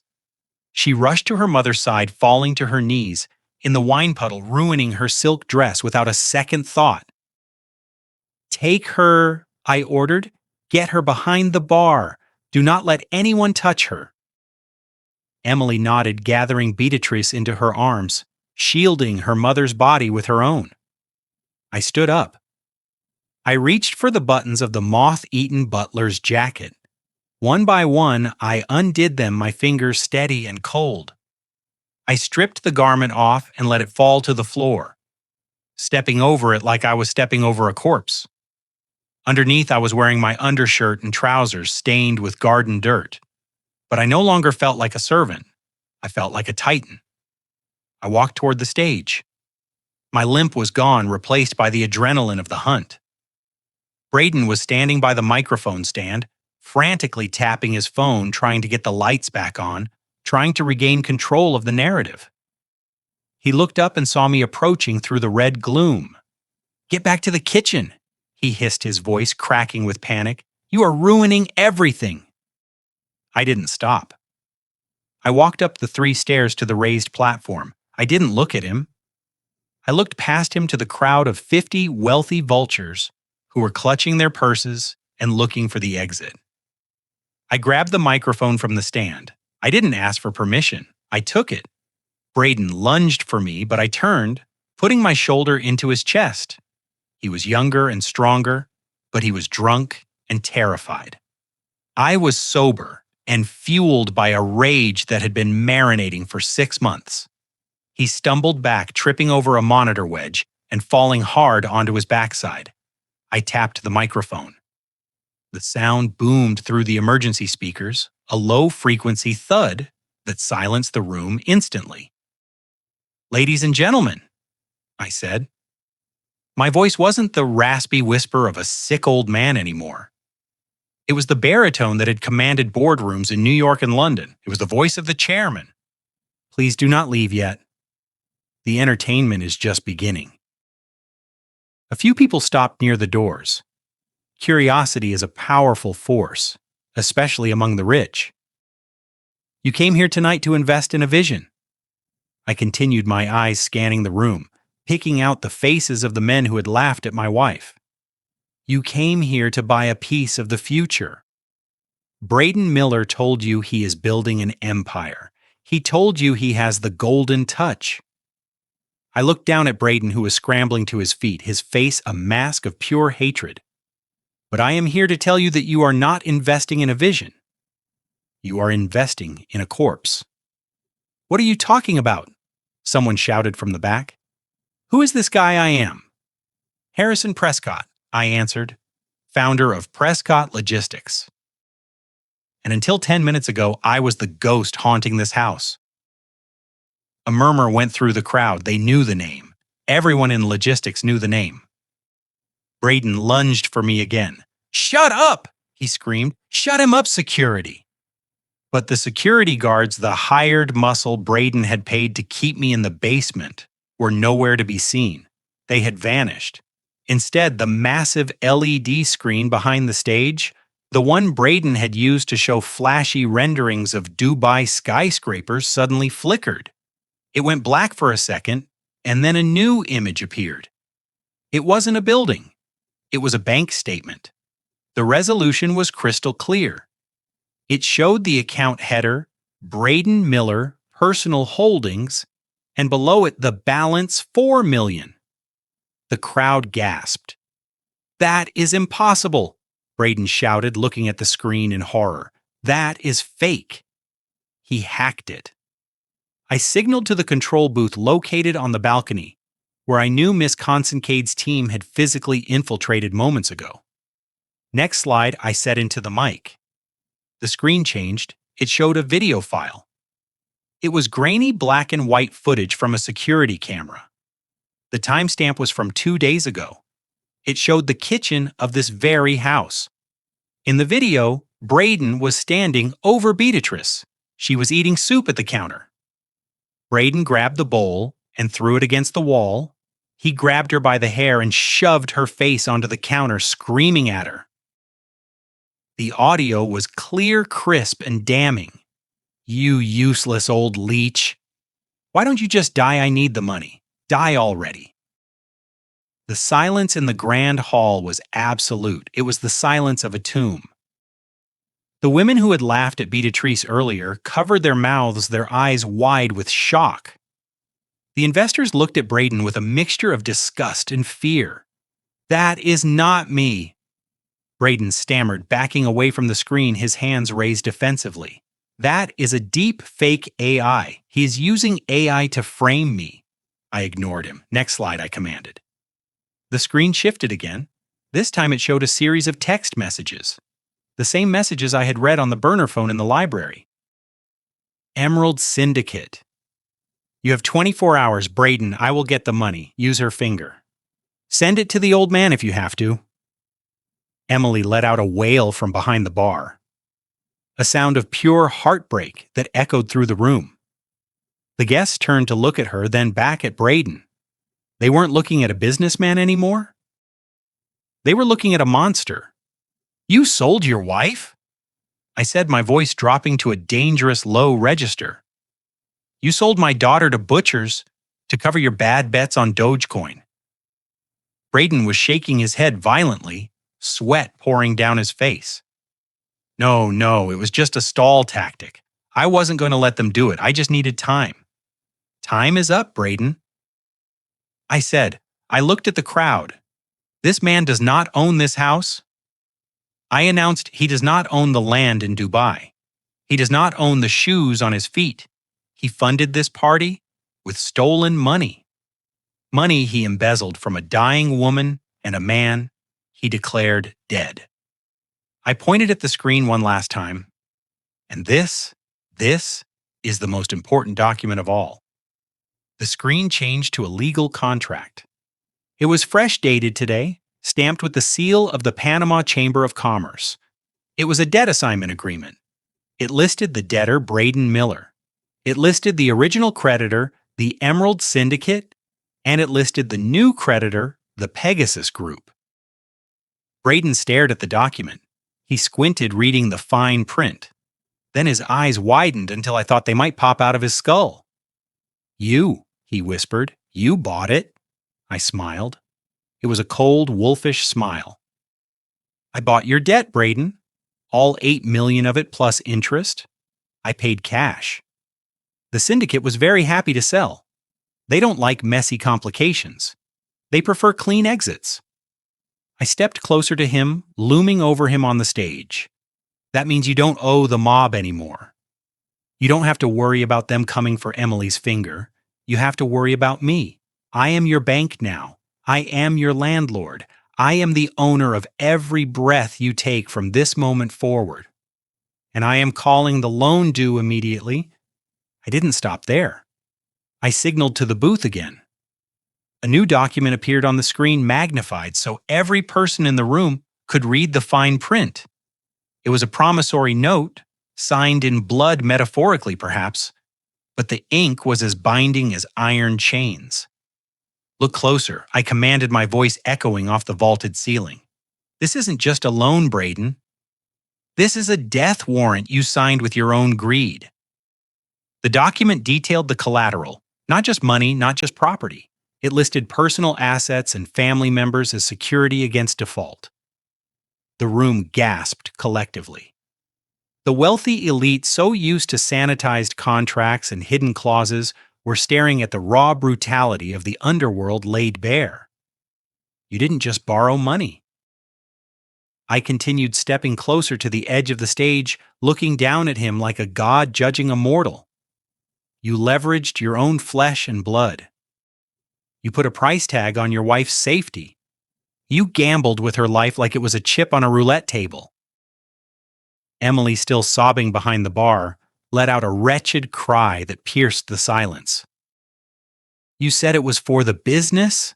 She screamed, her voice breaking. You said it was investment capital? He lied, I said, simply turning my gaze back to Braden. Just like he lied about the Dubai project. Just like he lied about my death. Just like he lied to every single person in this room. Braden was shaking now, a visible tremor running through his body.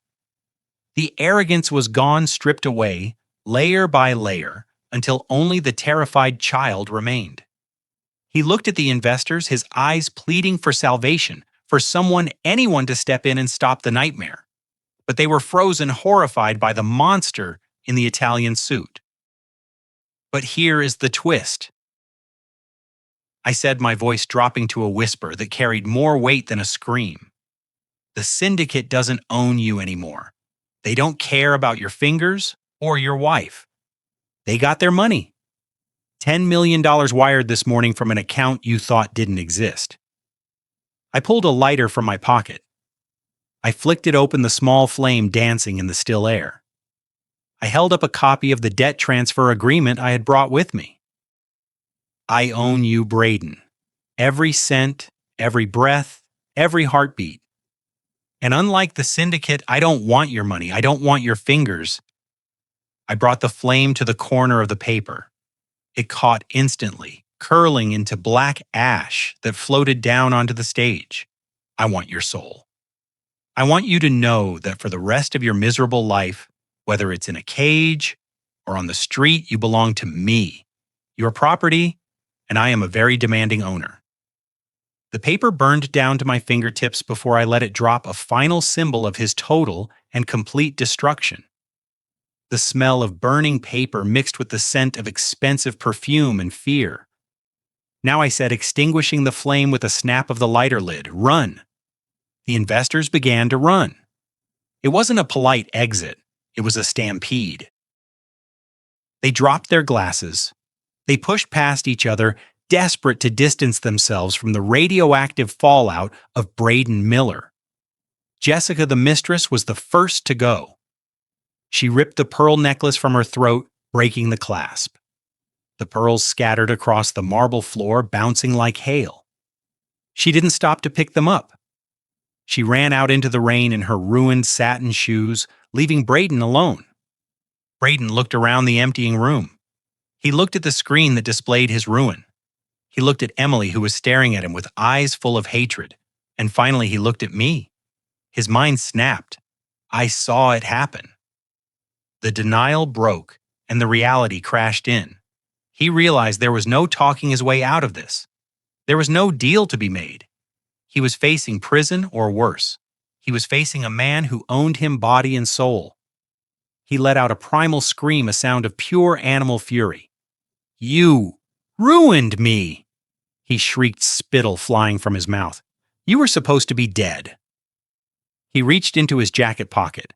I braced myself, expecting a gun, but he didn't pull out a pistol.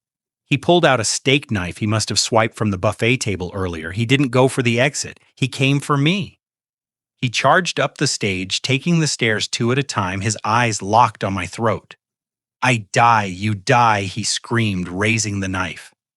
I didn't move. I didn't flinch. I stood my ground, watching him come. I saw the madness in his eyes. I saw the glint of the serrated blade. He was 5 feet away, then 3. He raised his arm to strike, and then a small red dot appeared. It danced across his white dress shirt, moved up his neck, and settled perfectly in the center of his forehead right between his eyes. Braden froze mid-stride, his arm still raised, the knife trembling in the air. He went cross-eyed, trying to look at the light on his skin. He stopped breathing. "Drop it," I said calmly.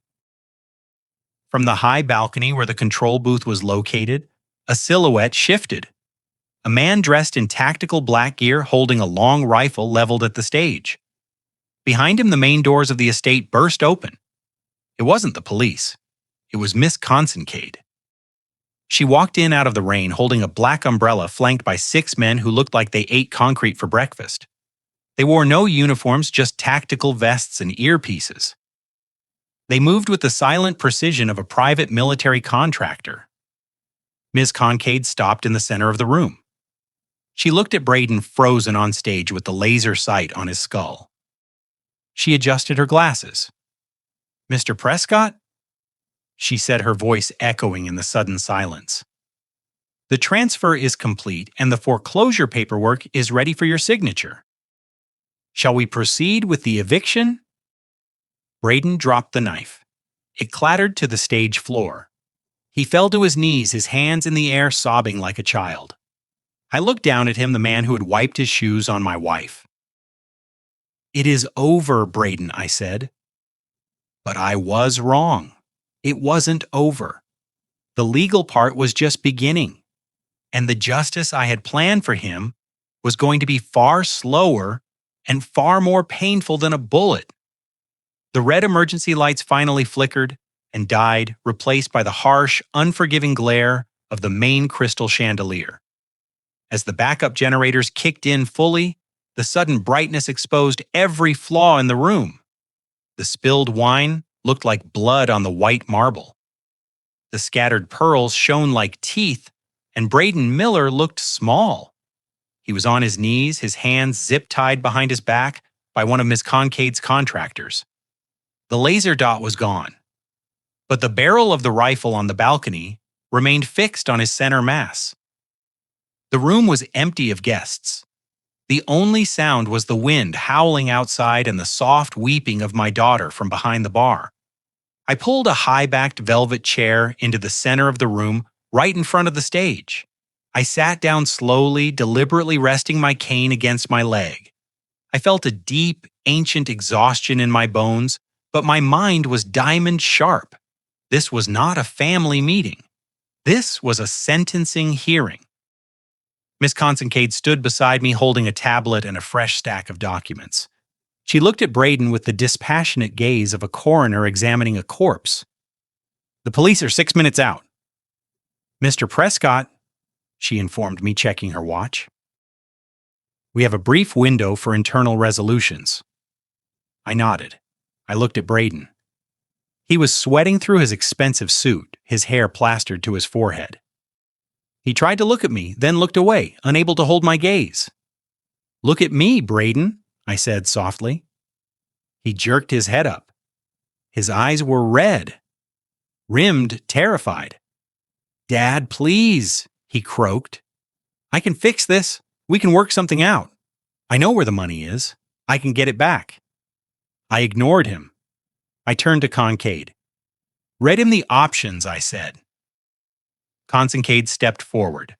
Her voice was dry, devoid of emotion.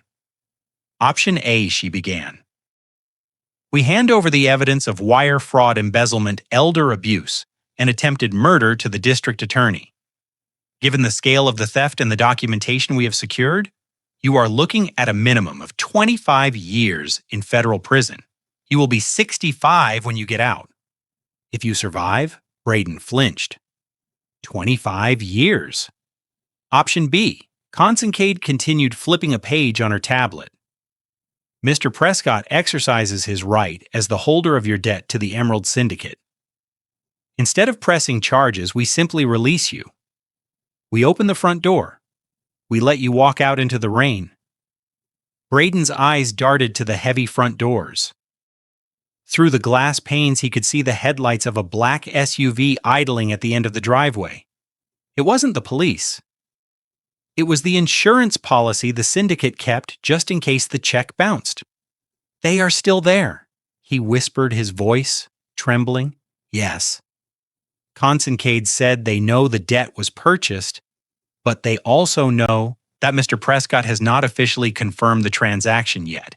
If you walk out that door, you belong to them, and I believe the interest rate they charge involves pliers and a blowtorch. I leaned forward, resting my elbows on my knees. "So, Braden," I said, "what is it going to be, a cage for the rest of your life, or the night?" He broke. It wasn't a slow crumble. It was a complete structural failure. He threw himself forward, his forehead hitting the floor as he tried to crawl toward my feet. "Please, no. Don't send me out there." He sobbed, snot and tears mixing on his face. "It wasn't my fault, Dad. It was Emily. It was all her idea." I froze. Behind the bar, I heard Emily gasp. She wanted the house. Braden shrieked, his voice pitching up into hysteria. "She wanted the diamonds. She told me you were too old, that you didn't need the money anymore. She pressured me, Dad. She said if I didn't give her the lifestyle she deserved, she would leave me. I did it for her. I swear I am a victim here too." He was willing to bury his wife to save his skin. It was pathetic. It was exactly what I expected. "Enough," I said, my voice cracking like a whip. I signaled to Concade. She handed me a pen and a document. It was a quit-claim deed, a total surrender of assets. "Sign it," I ordered, gesturing for the guard to cut his bonds just enough so he could write. "What is it?" Braden sniffled, rubbing his wrists. "It transfers everything," I said. "The cars, the watches, the hidden crypto wallets. I know you have the lease on the apartment in the city. Everything you have left goes to Beatrice. Today, right now, you leave this marriage with nothing but your name." He hesitated, looking at the paper, then at the door where the SUV waited. He grabbed the pen. He signed so fast he almost tore the paper. "Good," I said, handing the document to Kincaid. "Now get him out of my sight." Police sirens wailed in the distance, getting closer. The guards hauled him up. "Wait!" Braden screamed as they dragged him toward the side entrance. Not the front where the mob waited, but the side where the police would meet him. "I signed. You promised. You promised to save me. I promised you wouldn't go to the mob." I said coldly. "I never said I would save you from the consequences. Enjoy prison, Braden." "I hear the shoes are terrible." They dragged him out, kicking and screaming, his voice fading as the heavy door slammed shut. The room fell silent again. I stood up and walked to the bar. Emily was standing there. She was holding a towel, pressing it to her mother's swelling cheek. Beatrice was sitting on a stool, looking dazed but safe. Emily looked at me. Her eyes were hopeful. She offered a small, tentative smile. "He's gone, Daddy," she whispered. "We did it. I helped you." "I distracted him." She reached out to touch my arm. I pulled away. The rejection hit her like a physical blow. She froze, her hand hovering in the air. "Daddy," she said, her voice faltering. "I know I made mistakes, but he manipulated me. You heard him. He is a liar. I am your daughter." I looked at her. I looked at the diamond necklace she was still wearing, the one she had stolen from her mother.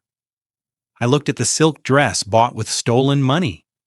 "You watched him kick your mother," I said quietly. "You watched him lock her out in the rain. You knew he was starving her. You knew he was drugging her. I was scared." Emily sobbed. "No, I said you were comfortable. You liked the parties. You liked the status. You liked the money more than you loved your mother. You only helped me tonight because you found out he was going to cut off your finger. You didn't do it for justice. You did it for self-preservation." I walked over to Beatrice. I gently unclasped the diamond necklace from Emily's neck. She didn't resist. I placed it in my pocket. Then I pointed to the door, not the side door where the police were arresting her husband, the front door, the one leading out into the storm. "Get out," I said. Emily stared at me. "Get out where this is my house." "It is Beatrix's house," I corrected. "And you are trespassing. But Daddy, I have nowhere to go," she cried, panic rising in her voice. "Braden drained our joint accounts. I have no cash. I have no cards. It is raining." "You have your health," I said. "You have your youth, and you have the consequences of your choices. You chose him, Emily. You chose him every single day for 6 months while your mother slept on a doormat. Now you can go follow him, or you can go find a job. I don't care." I turned my back on her. I picked up a glass of water and held it to Beatrix's lips, helping her drink. "Daddy, please," Emily wailed, falling to her knees. "I am your family." "You fired your family," I said without looking back. "Security, show her out." 2 guards stepped forward. They weren't rough, but they were firm. They lifted Emily by her arms. She screamed, she kicked, she begged. She called out to her mother. "Mom, tell him, Mom, please." Beatrice stopped drinking. She looked past me at her daughter being dragged away. Her eyes were clear. There was sadness there. Yes, deep, profound sadness.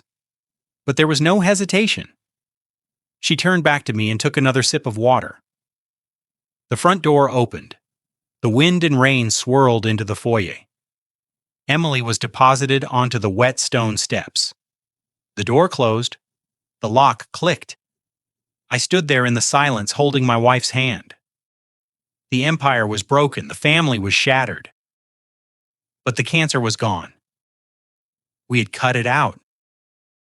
And as the blue lights of the police cars flashed through the windows, illuminating the wreckage of the party, I finally let myself feel the fatigue. It was over. We had survived.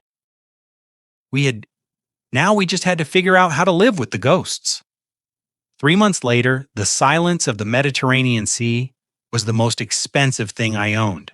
It was not the silence of a basement cell or the silence of a terrified victim. It was the silence of absolute power. I stood on the teak deck of the 150ft superyacht I had christened, the Beatrix, leaning against the polished railing and watching the Amalfi Coast drift by in a haze of gold and azure. The air smelled of salt water and freedom. I took a sip of a 1985 vintage Bordeaux the same year we were married.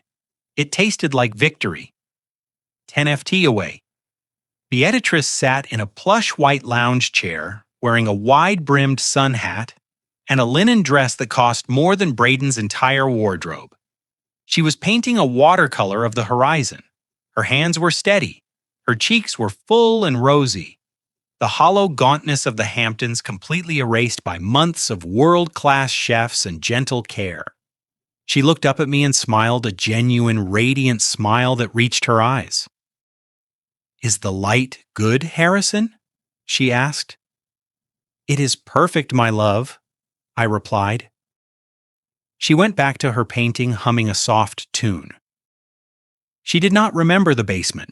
She did not remember the dog menu or the cold rain or the muddy shoe on her shoulder.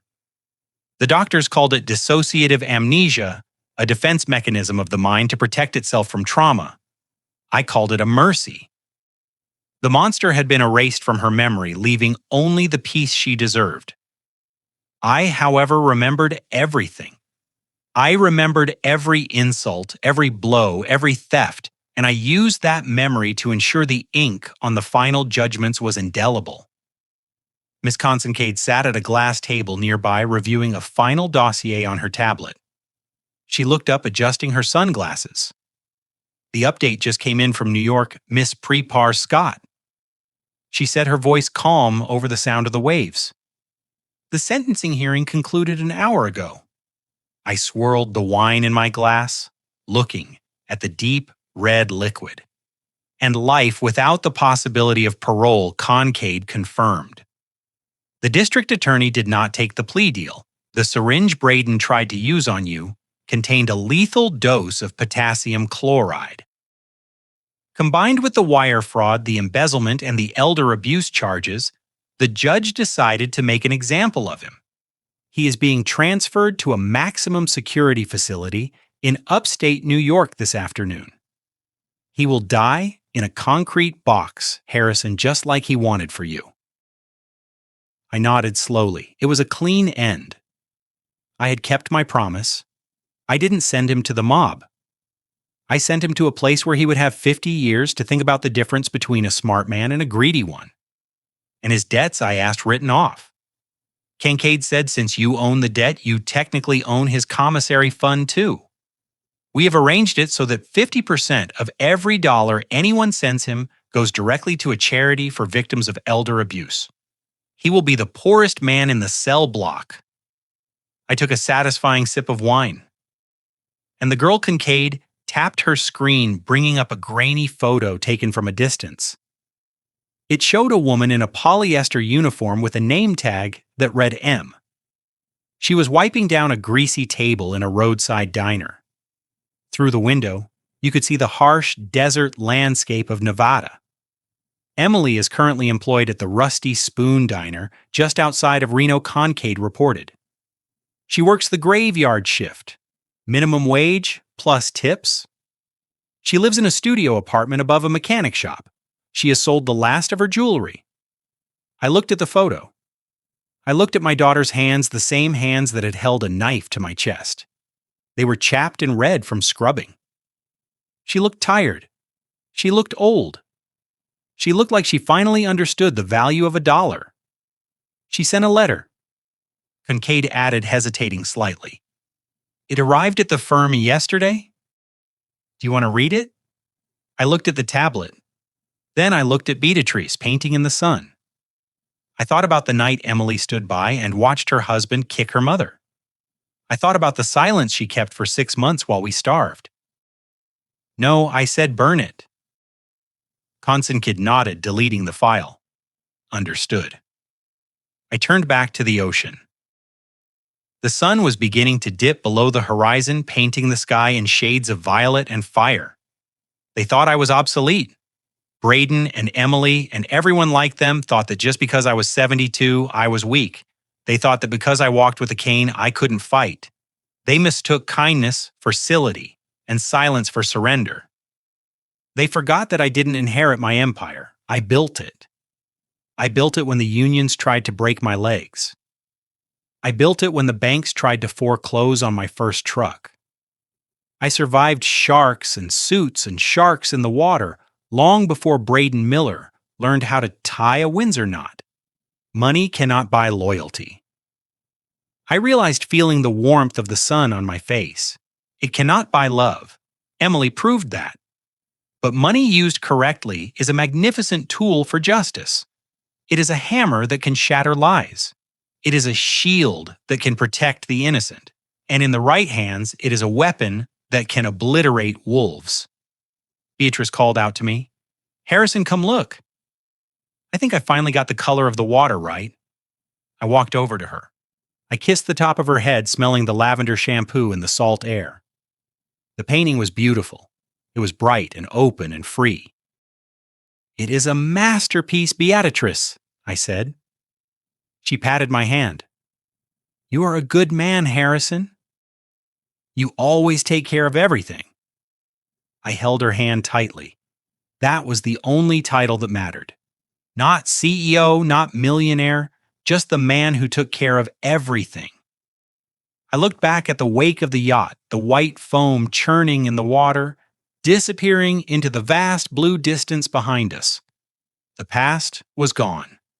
The parasites were gone. The house in the Hamptons was sold, the money donated to the research clinic that had treated Beatrice. We had nothing left but time. And for the first time in a long time, that time belonged only to us. I raised my glass to the sunset. To the old guard, I whispered to the wind, we are not dead yet. And as the sun vanished into the sea, I smiled. The world belonged to the young, they said, but the survival belonged to the tough. And I was the toughest son of A on the water. This story serves as a brutal reminder that wealth can purchase submission, but it can never buy loyalty. Braden and Emily allowed greed to blind them, trampling on filial duty and basic human dignity, only to discover that the obsolete old man they despised was a force of nature they could not withstand. The most expensive lesson in life isn't how to acquire money, but how to choose who to trust with it. Sometimes the greatest act of love a parent can offer is not giving their children everything, but letting them face the devastating consequences of their own betrayal. Cruelty to those who raised you always carries a price, and that price is often higher than life itself. If you found Harrison's high-stakes revenge satisfying, please hit that like button to support the channel. Do you think kicking his daughter out to the street was too harsh? Or was it exactly the lesson she needed? Let me know your thoughts and what city you are watching from in the comments below. Don't forget to subscribe so you never miss the next story of Burn Revenge.